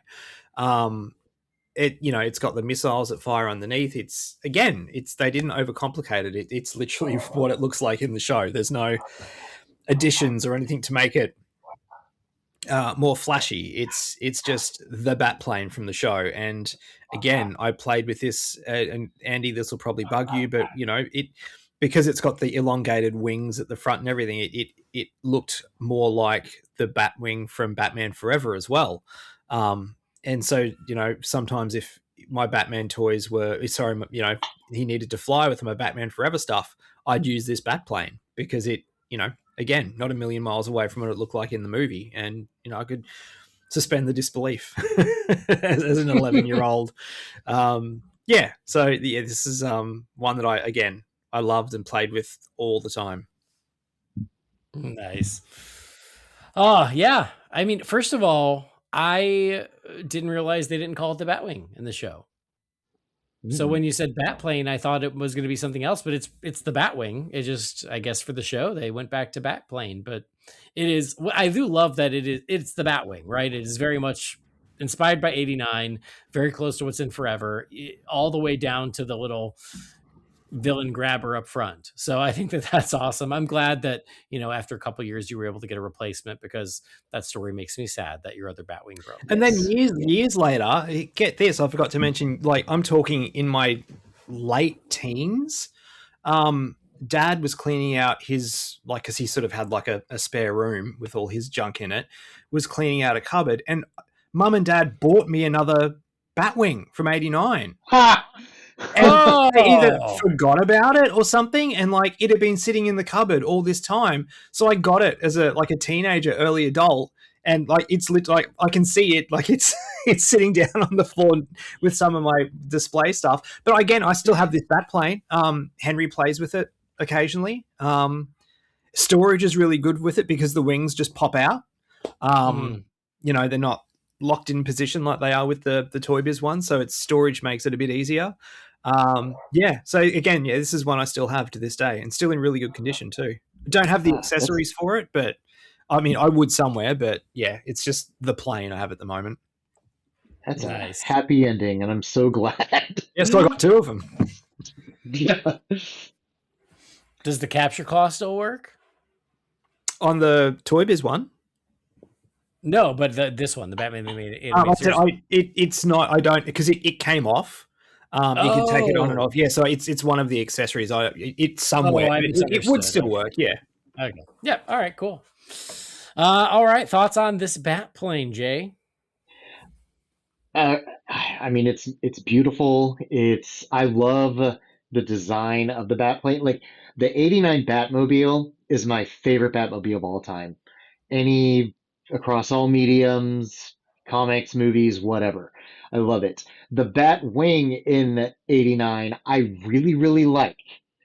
Borderline, I mean, okay, I love it, but whereas the animated series Batmobile, I really like, but I don't quite love it. I love the Batplane because there's just the extended wings, I think, look a little bit better. And even though you can't get that silhouette shot up against the moon to look like the bat signal or anything, I just like the look of it. It looks a little more plain-ish than the Batwing from '89. It's just a great representation of that vehicle here. And I mean, I really don't have much more to say other than they nailed it. Yep. Yeah, I mean, cut and paste. I think it's great. It is the Batplane from the show. It looks awesome. So I'm glad you still have it. I'm glad it's still in good shape. But yeah, this one is super fun, and I do like the ones like this, like the Penguin, that they kind of work both ways. So very cool. Well, all right, Jay, what is your final choice? So my final choice is, spoiler alert, the action figure. It is from Batman, Mask of the Phantasm. It is the Phantasm figure, which has a fun story behind it that everybody knows. In the movie, we don't know who the Phantasm is until, later on in the film, whereas the toy spoils it right out, which is kind of hilarious. But even with that funny story, it's an awesome figure. I love the design of the Phantasm. No extra frills or anything here. It's just you've got Andrea Beaumont, and you can pop the creepy looking hooded cowl on her, and then has a little blaster, which, funny enough, would work really well as a freeze gun for Mr. Freeze. Mm-hmm. Like, it doesn't look too far off from his blaster in the show, but it also has the really cool scythe that you can put on her arm, and I mean, it's just a great looking figure that has a fun story and is just cool in itself. Nice. Brendan, did you have this one, or was this after that?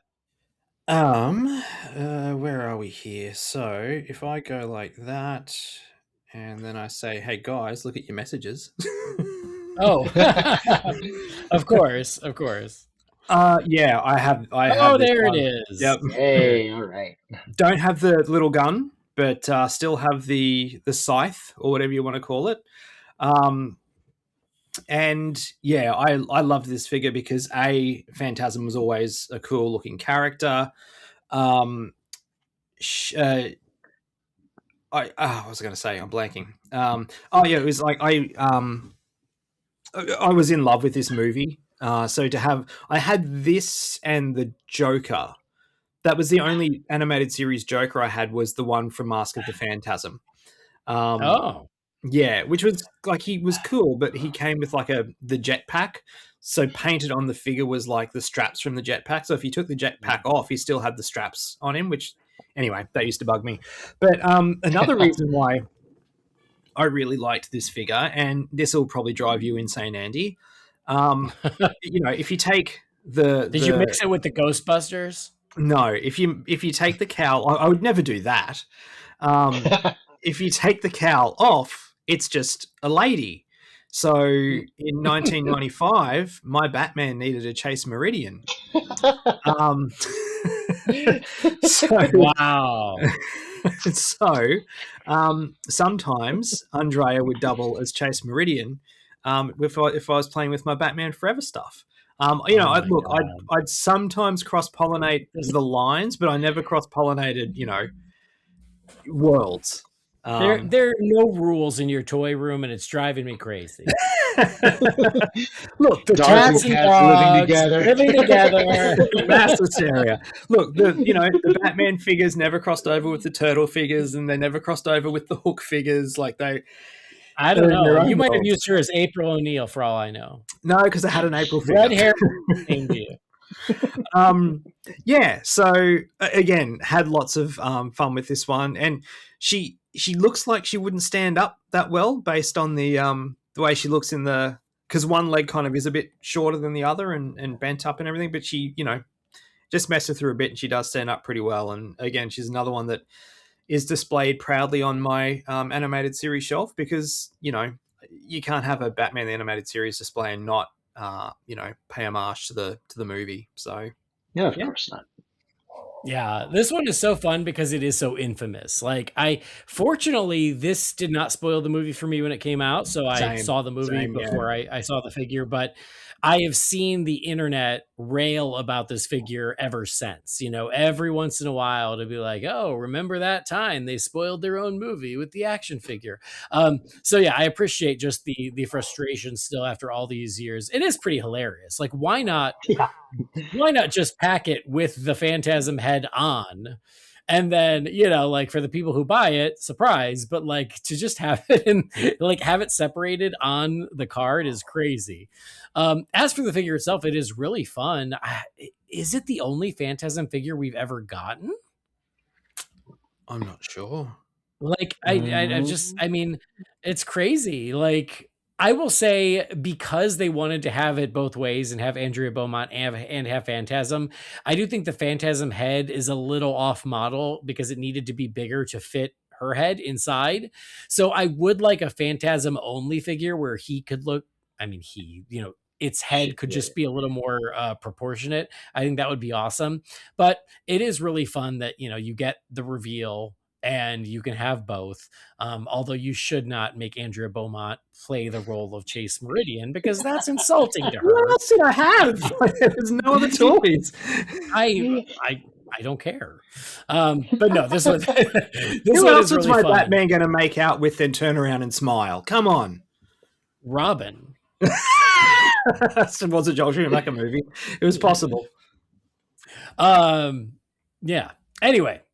So yeah, the Phantasm figure, super fun, and yeah, a little bit off to the side because it was part of the Mask of the Phantasm toy line, but super cool. And a quick Google is, McFarlane has done a Phantasm figure, and it looks like Mondo did one as well. So there have been a couple. Okay, all right. One's cool. Yeah, I'm sure it is. Cool. Well, all right. And I do appreciate, like, this was when they were branding Mask of the Phantasm as Batman the Animated Movie. Mm-hmm. Yes. Because they really wanted people to go see it, and it didn't work.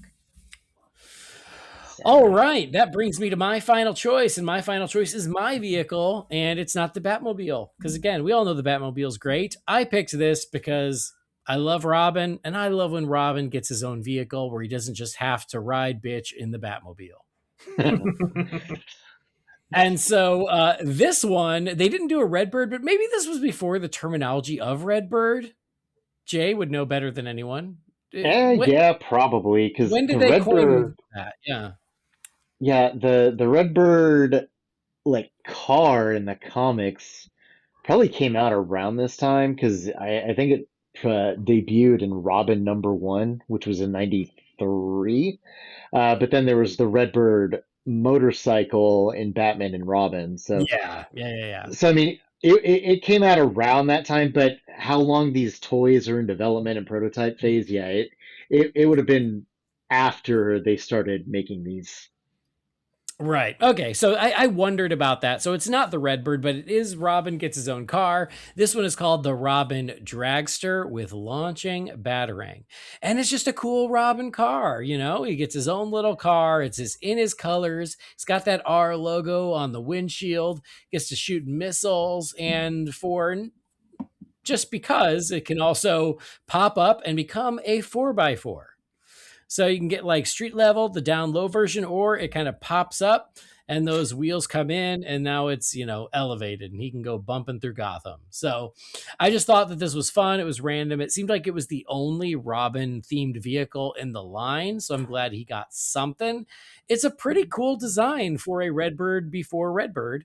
And yeah, I thought it was super fun. Like, again, if I were to put my brain into kid mode back in 1993, yes, I would want the Batmobile, but I think I would want Robin's car too. Jay, I know that you almost picked this one. Yes, I did, because same reasons as you. Love Robin, love any Robin representation, but this also has an interesting story with it. In how scarce it was. Do you know about this? No, I don't. So I'd have to look it up to confirm the details, but this was part of the line of action figures and vehicles and everything. But I'm pretty sure the plant where they actually made this had a fire that that engulfed a lot of the stock of this, and they just never went back and made more. So it was really hard to find, even back then, and has become like the Phantasm figure has become kind of infamous for those circumstances surrounding it, which is a shame because, yeah, I mean, it's nothing from the show, but it's still a really fun vehicle to use, and yeah, Robin getting something that he can call his own is always a blast. Wow. So I had no idea. I pulled it up on eBay just because I was curious. And yeah, if you want a new one, it's going to put you back at least $400. Jeez. There are some loose ones that seem a little more reasonable, but they also seem incomplete. So that's always the risk you run. But yeah, if you want a brand new one, someone here's trying to get over $1,000. Yeah. Good luck with that, because there is another one that's for 400. Yeah, it looks like 400 is is probably the best bargain for one in the box.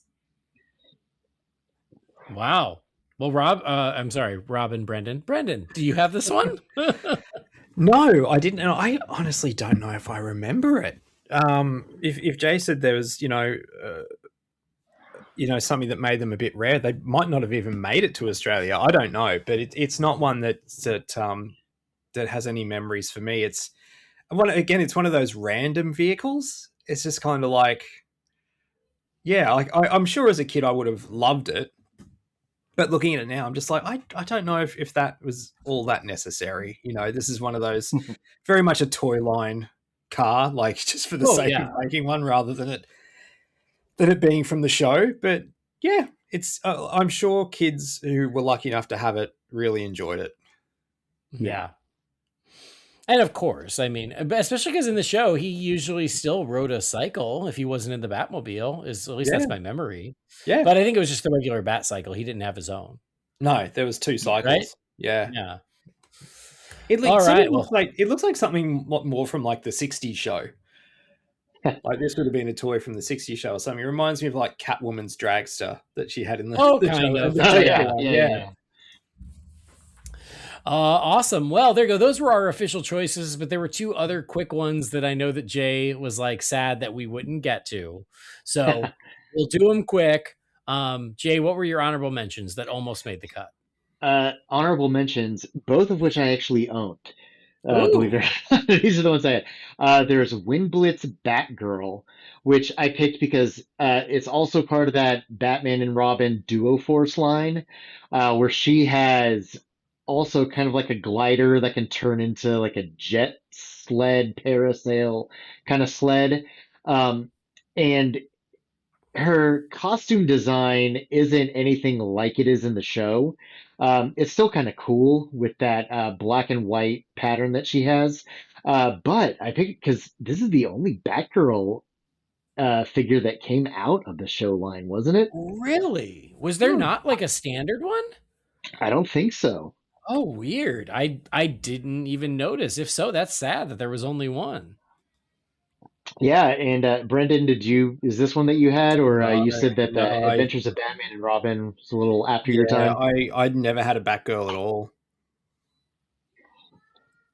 Yeah, I got this one and the other figure that I'm going to talk about because I think in like Wizard magazine they hyped it up as this is the only Batgirl, and then the other figure I'm going to talk about is Harley Quinn from the Adventures of Batman and Robin line, and it's the only figure Harley got, which was later on down the action figure production timeline because it came with the Adventures of Batman and Robin and not just the Batman the Animated Series line.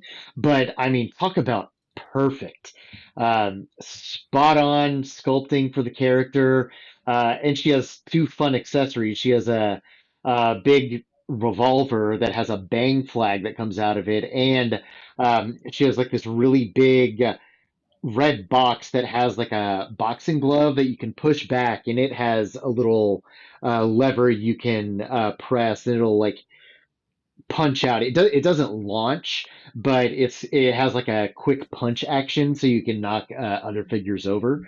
But yeah, it's not surprising because toy lines have always been, toy manufacturers have always been a little gun shy when it comes to making female heroes and villain action figures, just because they don't seem to think they'll sell very well.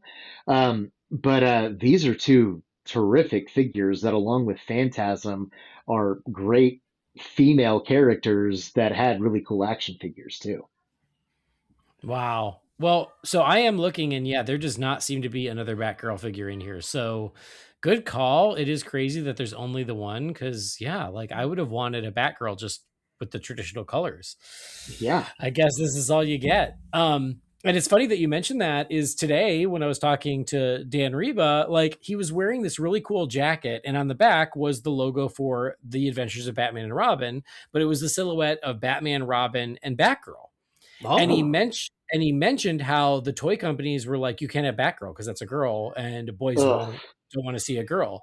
And he's like, we were so annoyed. And he goes, and he's like, so we put it in the show. I don't know if he put it like the closing credits or something. Like they got it into the show as like an FU to the toy companies. But sometimes when you see it, it'll be Batman, Robin, and Nightwing. And that was because the toy company said, oh, girls, boys don't want yucky girls on their toys. Oh, the new Batman Adventures. Okay, yeah, I know what you're talking about. Yes, the new Batman Adventures, right? I was thinking the Adventures of Batman and Robin. Sorry. Well, it's the same kind of logo, and I said that because that's the one I'm looking at on the figure. But yes, that it's the next one where it was Batman, Robin, and then Nightwing, and then again there was a version with Batgirl that was on his jacket. And then I agree, the Harley Quinn one, absolutely perfect. I love that figure. It's weird that it came out so late, but I mean, she didn't become a bigger deal until later, so I guess I get it. But Right. that's a great Harley figure. Yeah, I didn't own either of these. And it's funny with the Harley, I was talking to Andy while we were waiting for you to jump on, Jay. The toy fair I went to yesterday, one of the stalls had a bunch of Batman the Animated Series stuff still, on card. And one of them was Harley, and she was well and truly over $100 Oh gosh. to get her. But yeah, great figure. I I've got the original DC Direct one of Harley. Yeah, so it's similar, but yeah, not quite as cool, I don't think. So one I would have loved to have owned as a kid, but yeah, sadly never again, because it was by the time the toy line changed over to the Adventures of Batman and Robin, I hadn't checked out because I was still watching the cartoons, but Sure, yeah, like the toys I was wanting were the Batman Forever ones by that stage. So yeah. Whereas this is about when I got into Batman is when I kind of did that switch over. So that makes sense for me too. So I just did a quick Google, and so when you search the new Batman Adventures logo, there will be one that has all 4 of them. But if there's one missing, it's always Batgirl, and now we know why. I don't think I've ever seen the one with Batgirl. I'm gonna have to have a search. Yeah, if you search, you'll find one that has Batman, Robin, Batgirl, and Nightwing. But then again, there will be a lot that's just Batman, Nightwing, Robin. Silly toy companies. We want our female action figures. They're awesome. Yeah, I wanted to chase Meridian, damn it. Yeah. All right. I mean, even now, like we talked about, like these new ones we're getting. It's like the Build-A-Figure is the Nightmare Bat from Batman Forever. Why not Chase? Batman 89. Exactly. Where's my Vicky Vale? Vicky Vale, thank you. So I can finally throw away that pop. That's a piece of shit. They are doing a little Vicky Vale. It's like on that kind of retro Target line. That's a thing. They're doing a little Vicky Vale with that one, but it's still not the same. Yeah. I didn't know that. Yeah. Those would be much more fun if they were like $10. Agreed. Like $20, $25. That's insane. It's a bit much for what they are. Yes. Awesome. Well, there you go. There were a bunch of the toys from the Batman the Animated Series line that we love that are super cool. And again, there's a lot. So if you want to just sort through them, you can go find the database and look through some of the ones we didn't talk about. For the sake of this conversation, though, I will post pictures of the one we discussed on the Facebook page so you guys can follow along. And as we're talking about cool things like a thrashing sickle, you can see what that looks like. As long as we're talking toys, though, I told you at the beginning to check out Holy BatCast on YouTube. I've done a lot of toy unboxing videos recently. Only one is up, but by the time you hear this, 2 will be up. And then I've got like 4 more that are just ready to go. So, it was something I wanted to do, and I got all these cool new toys, and I'm like, well, I might as well record it. So if you never go to the YouTube channel because there's usually not anything new, now's your chance. Go to the YouTube channel. There's lots of toy stuff, especially if you're listening to this and you like hearing about toys and seeing toys. I got some fun stuff coming up. I've got the McFarlane Batman Returns line. I've got some Batman the Animated Series stuff. I got the Mezco Batman 89 line. So some cool stuff. Check that out. I would love that. But there you go. Some more toys that we got to chat about tonight. Always a blast. But like I said at the beginning, we also watched a new episode from The Batman. So let's jump into season 4 and talk about the animated series, The Batman.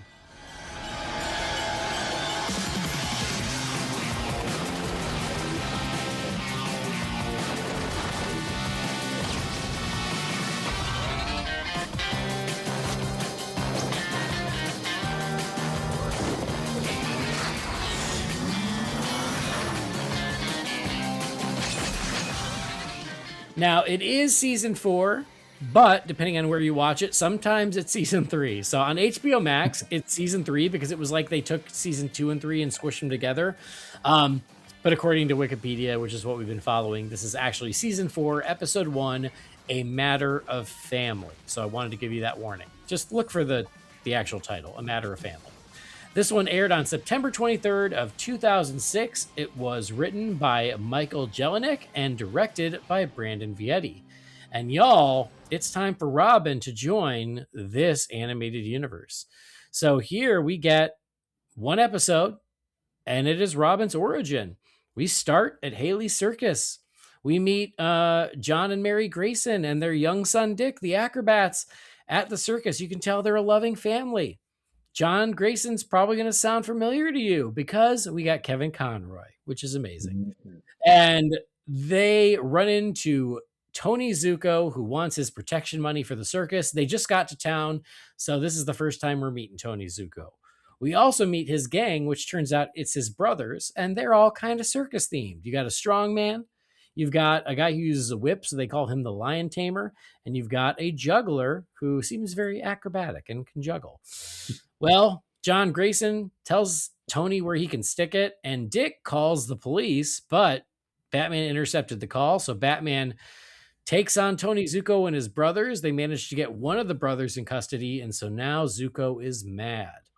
If you know the story of Robin, you know how this goes. At the next performance of the circus, he has sabotaged the trapeze, and John and Mary Grayson are no more. And so Dick Grayson is now an orphan. Bruce takes him in, and he's out to stop Zuko for good, but Dick finds the Batcave. And so he goes down, and he ends up suiting up on his own. Batman's out. He gets captured by Zuko, but Robin shows up for the very first time. They take down Zuko and his brothers, and now Batman is like, well, I don't know if Bruce Wayne's a great father. And Robin's like, but maybe Batman could be.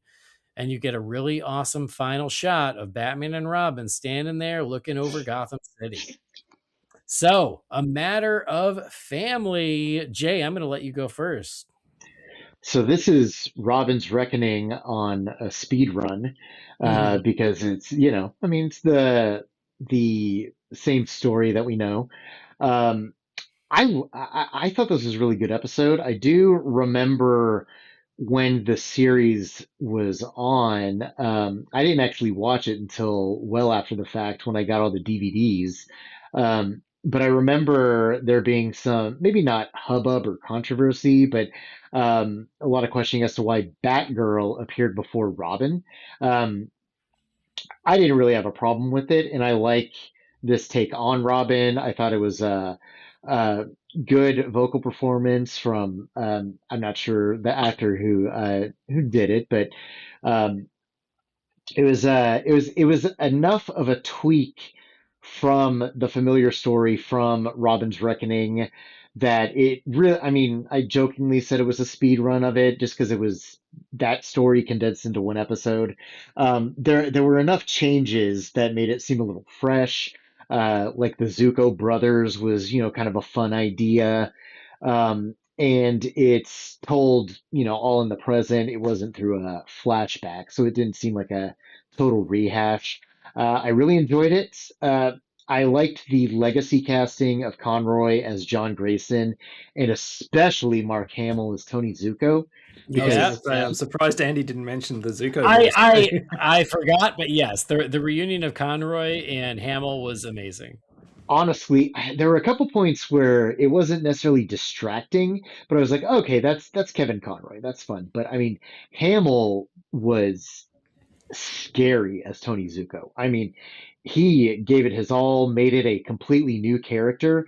I could tell it was Hamill, but even then, it didn't just feel like Mark Hamill doing someone else's voice. It felt like a new take on Tony Zuko. And I really, really felt like I like that he wasn't a caricatured mobster necessarily, but a real just, piece of crap criminal. And I thought that was really, really well done on their part.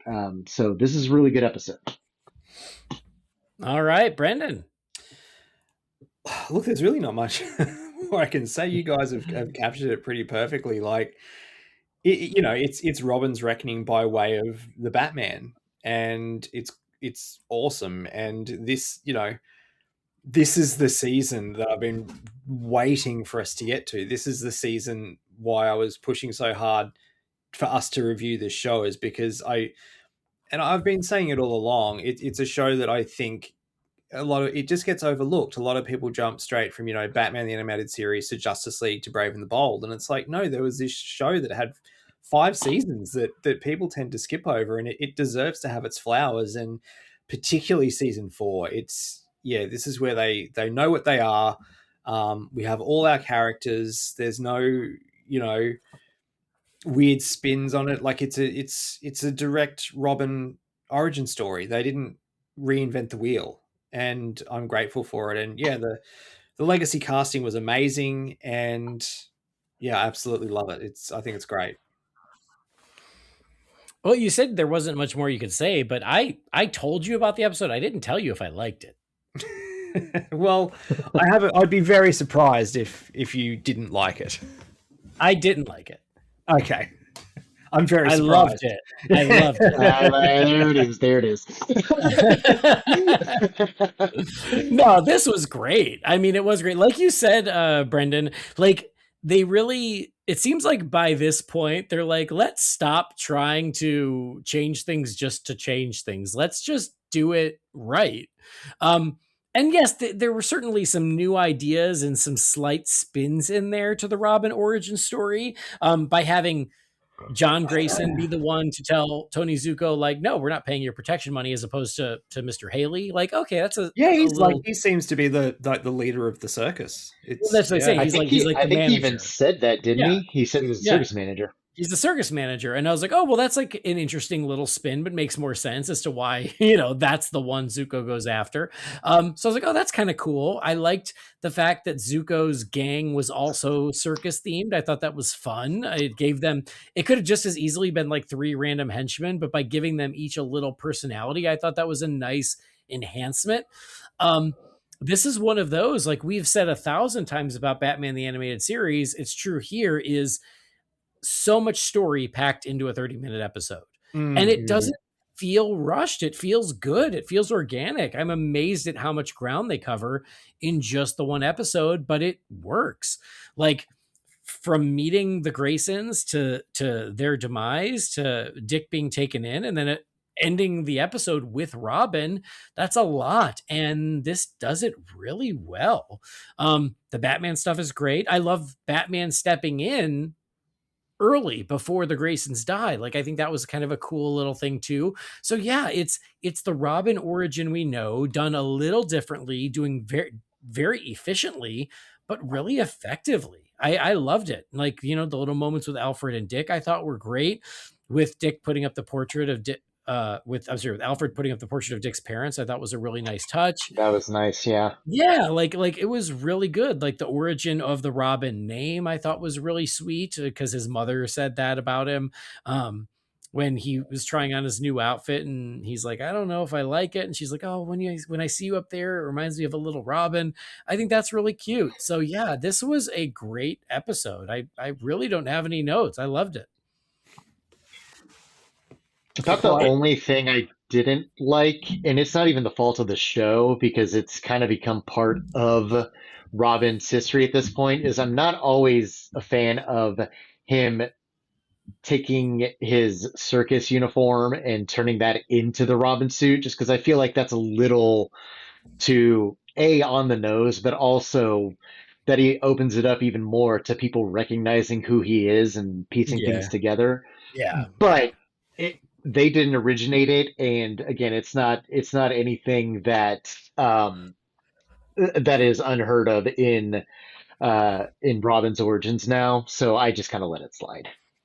I completely agree. It's not my favorite either, but yeah, it has now become pretty normal with the Robin story, so I'm okay with it. But yeah, I'm with you on that, and it is a shame that we had to wait till season 4 to get Robin, but I do think that, they did it right, and I love that he's now part of it. I love that they updated the intro, that it now has Batgirl and Robin. I think that that's great too. Yep. Nope. Yeah. This is a great episode, a great Robin episode, and now into season 4, we have a little Bat family, and that makes me happy. So, final thoughts, letter grades, Jay. Great episode. Honestly, I liked it even more after we discussed it, because I was going to hover around like maybe a B+ to an A-, just because I did feel like I wanted more of it. I was like, this could have been a 2-parter. But, that's not the fault of the episode. But, the more we talked about it, hearing how much you guys loved it, and then just realizing, you know what, I loved it too, I'm going to give it an A. Solid A.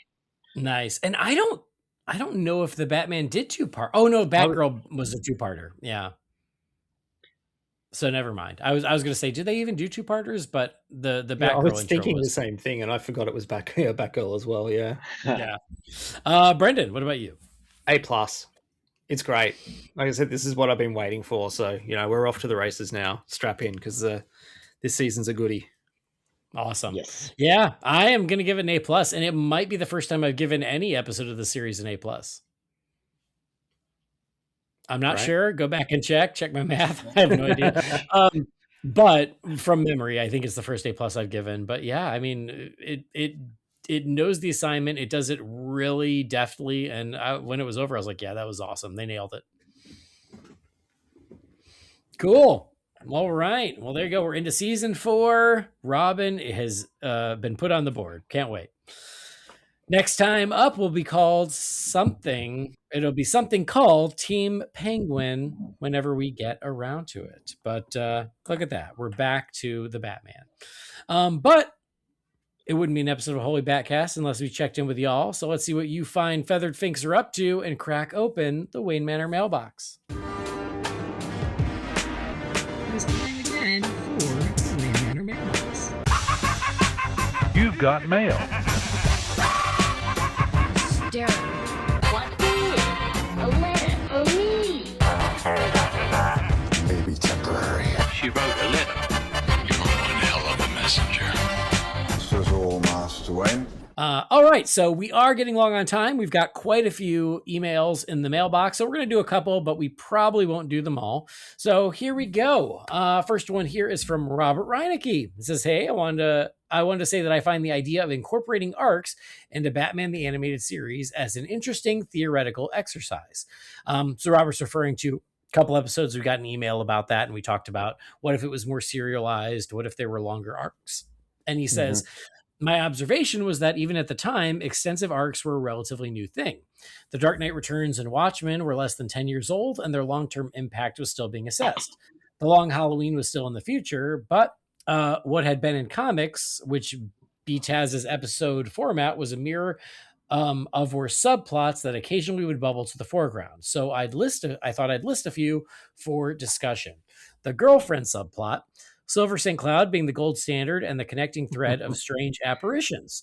I can picture Bruce Timm's version of Silver without much work. I could readily see them incorporating pretty much all of strange apparitions, honestly. Problem is, they gave Silver storyline to Lois Lane with World's Finest. Also, they liked using Catwoman, and I always think it's a bad look for Batman to flirt with Catwoman while he has a girlfriend. Nocturna is an option, but is she redundant with Catwoman? Number 2, the mayoral election subplot, an old standby, particularly when one candidate is anti-Batman and the pro-Batman candidate might be a bit shady. Gordon sometimes gets fired in these storylines. It seems feasible to me, but they just did that in Batman Returns, so maybe it was too recent or too high profile. Number 3, Dick Grayson grows out of Robin. This one seems to be something that actually could have been incorporated, introduce some friction in the relationship, culminating with Dick Grayson taking up the Nightwing identity. This seems left up to the viewer's imagination, but it didn't have to be. And then why does Batman need a Robin subplot? Related to the previous, I think done best as A Lonely Place of Dying with the subsequent arc of Tim Drake. I don't know if there are too many other options that need to be stretched over multiple episodes. The 1960s Outsider storyline doesn't really work as a continuing mystery, and I could see a series regular getting miffed over a lack of a regular paycheck. Bruce Wayne loses money, never really goes anywhere interesting. I feel like there are subplots in BTAS anyway, like Bullock thawing a bit towards Batman and Harvey Dent as the DA. Any subplots I missed that you would like to bring up? Thanks, Robert. So interesting thoughts here about different arcs that you could have been taken from the comics and could have been longer arcs in the animated series. Some interesting ones here. I do think that, maybe it's just my bias showing, but I would have liked the idea if they'd have seeded the tension between Bruce and Dick, leading to Dick becoming Nightwing. I think that could have been really cool. But yeah, some really interesting ideas here. Brendan, what do you think? I mean, that was very in depth. I can't think of anything to add other than, I do agree with you, because when you jump to season 4, it's very jarring to just see this other Robin and Dick being the way that he is towards Bruce. So there is that falling out there, and it's, I'm glad they went back and told the story, but it took a little while for them to get there. But yeah, I think he did the work for us, I think.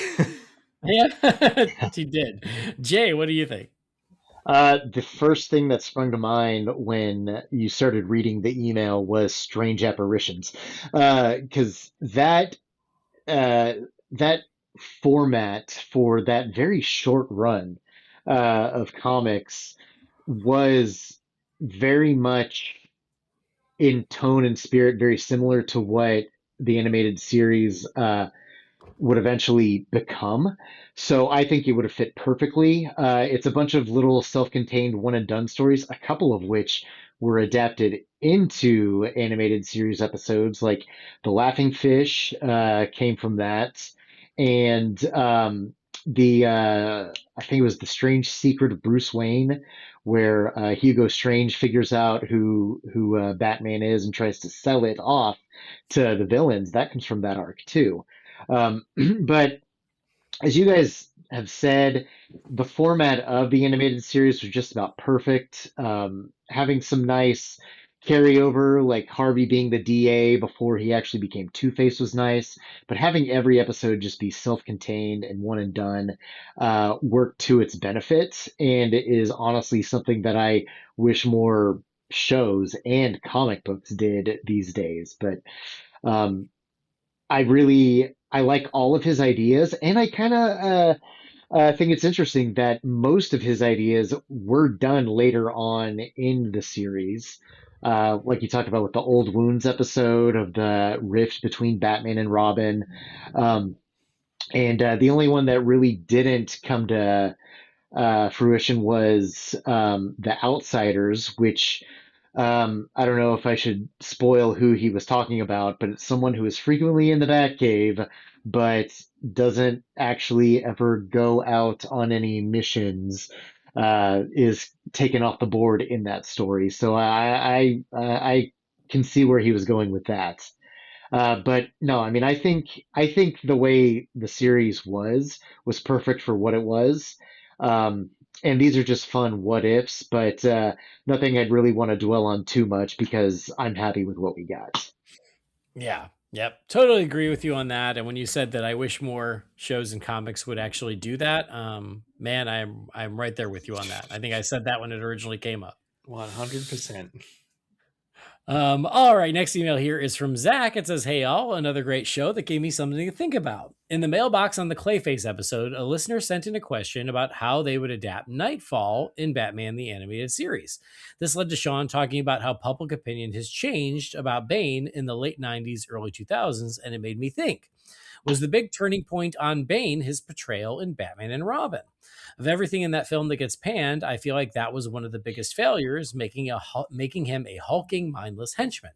Even as a kid when it came out, I remember fans leaving the theater complaining that he was ruined. Just my thought. I hope all continues to go well. And here's to more Bat Talk, Zach." Thanks, Zach. So, yeah, this also was part of that arc conversation for Batman the Animated Series about if Bane had been built up more in the show, and it kind of came up again last episode. So Bane now is considered like one of the core rogues gallery, but in the late 90s, early 2000s, he wasn't quite there yet. And do you think that his portrayal in Batman and Robin was part of the problem? Jay?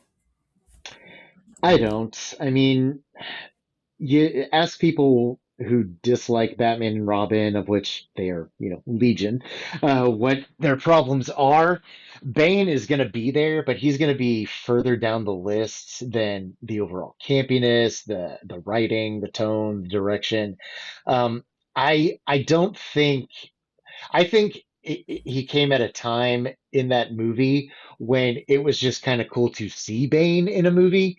Like, oh, cool, they're putting Bane in there. It's nothing like in the comics, but hey, neat.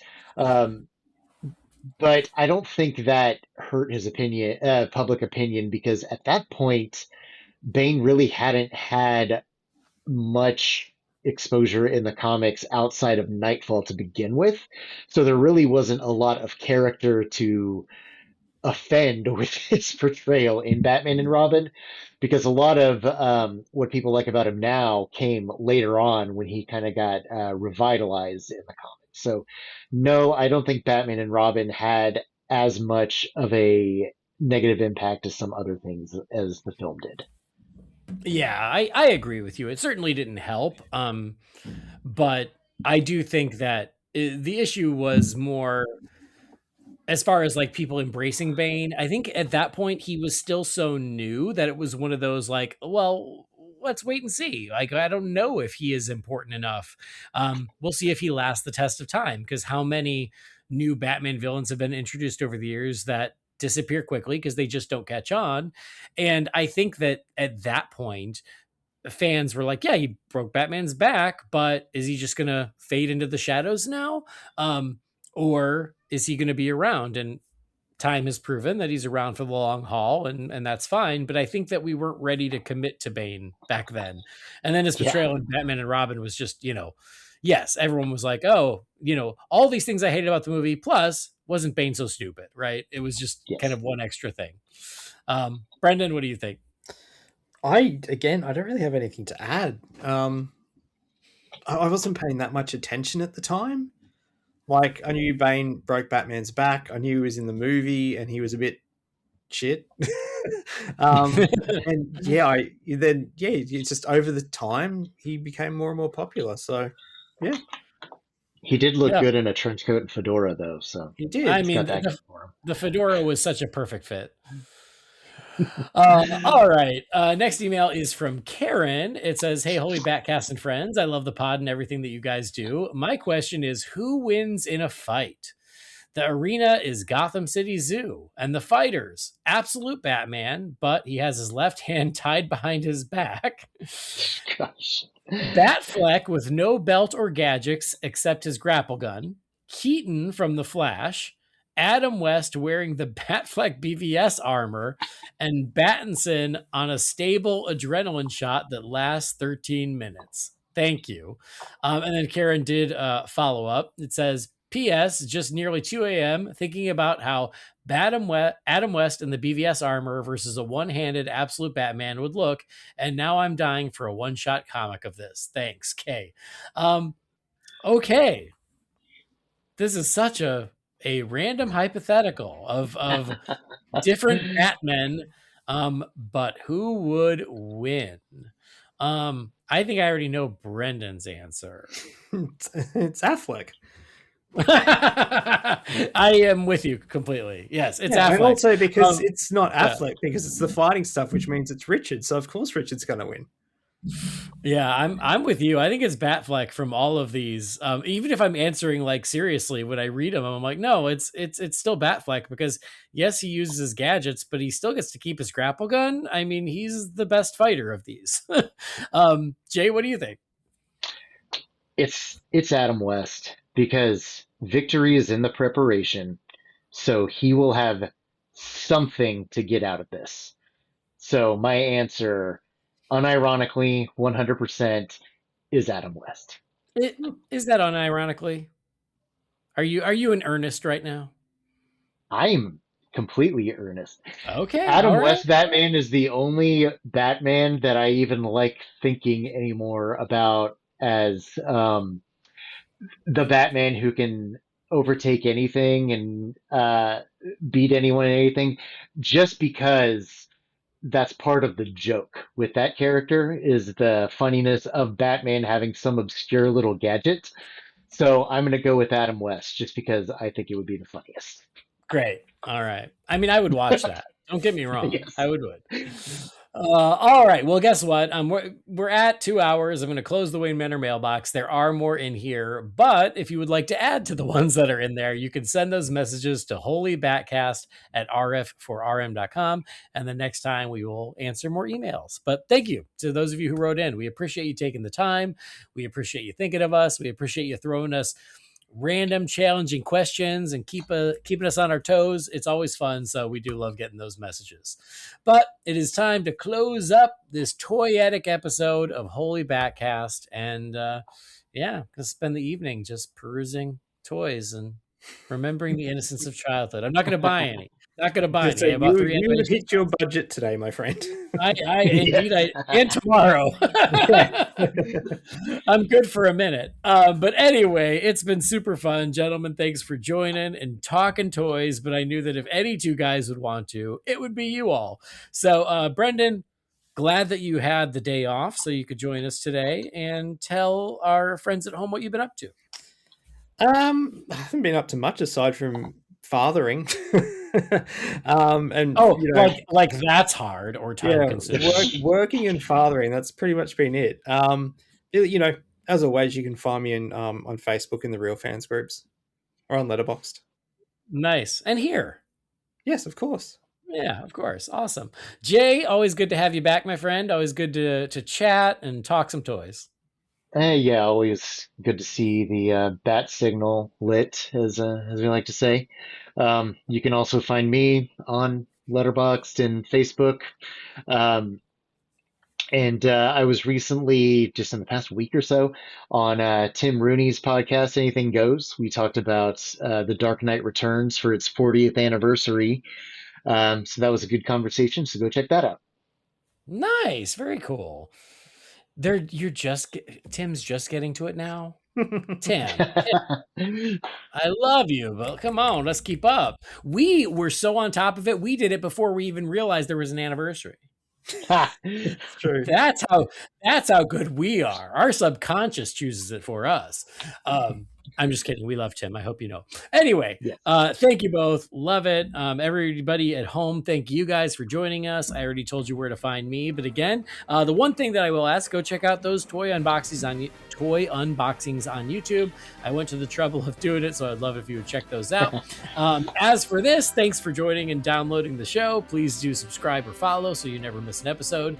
If you love the show, something else you could do that is super easy, but we would love it. Just leave us a 5-star review. It makes me feel good. Makes me feel like, the show is as good as it's ever been. Would love that.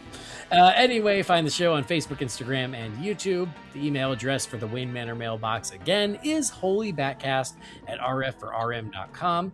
Our theme music was created by the talented Gaurav Venkateswar. You can find his work at gvtunes.com. And that will do it. On behalf of Brendan and Jay, I've been Andy. Thanks for joining us. We'll see you next time. Same bat time, same bat channel.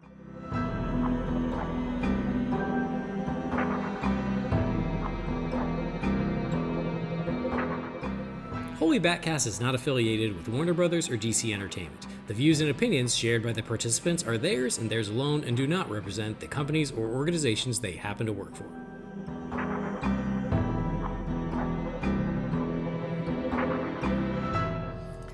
Now, I jinxed us because when we were planning this episode, I said, there's only a couple of emails, so we got plenty of time.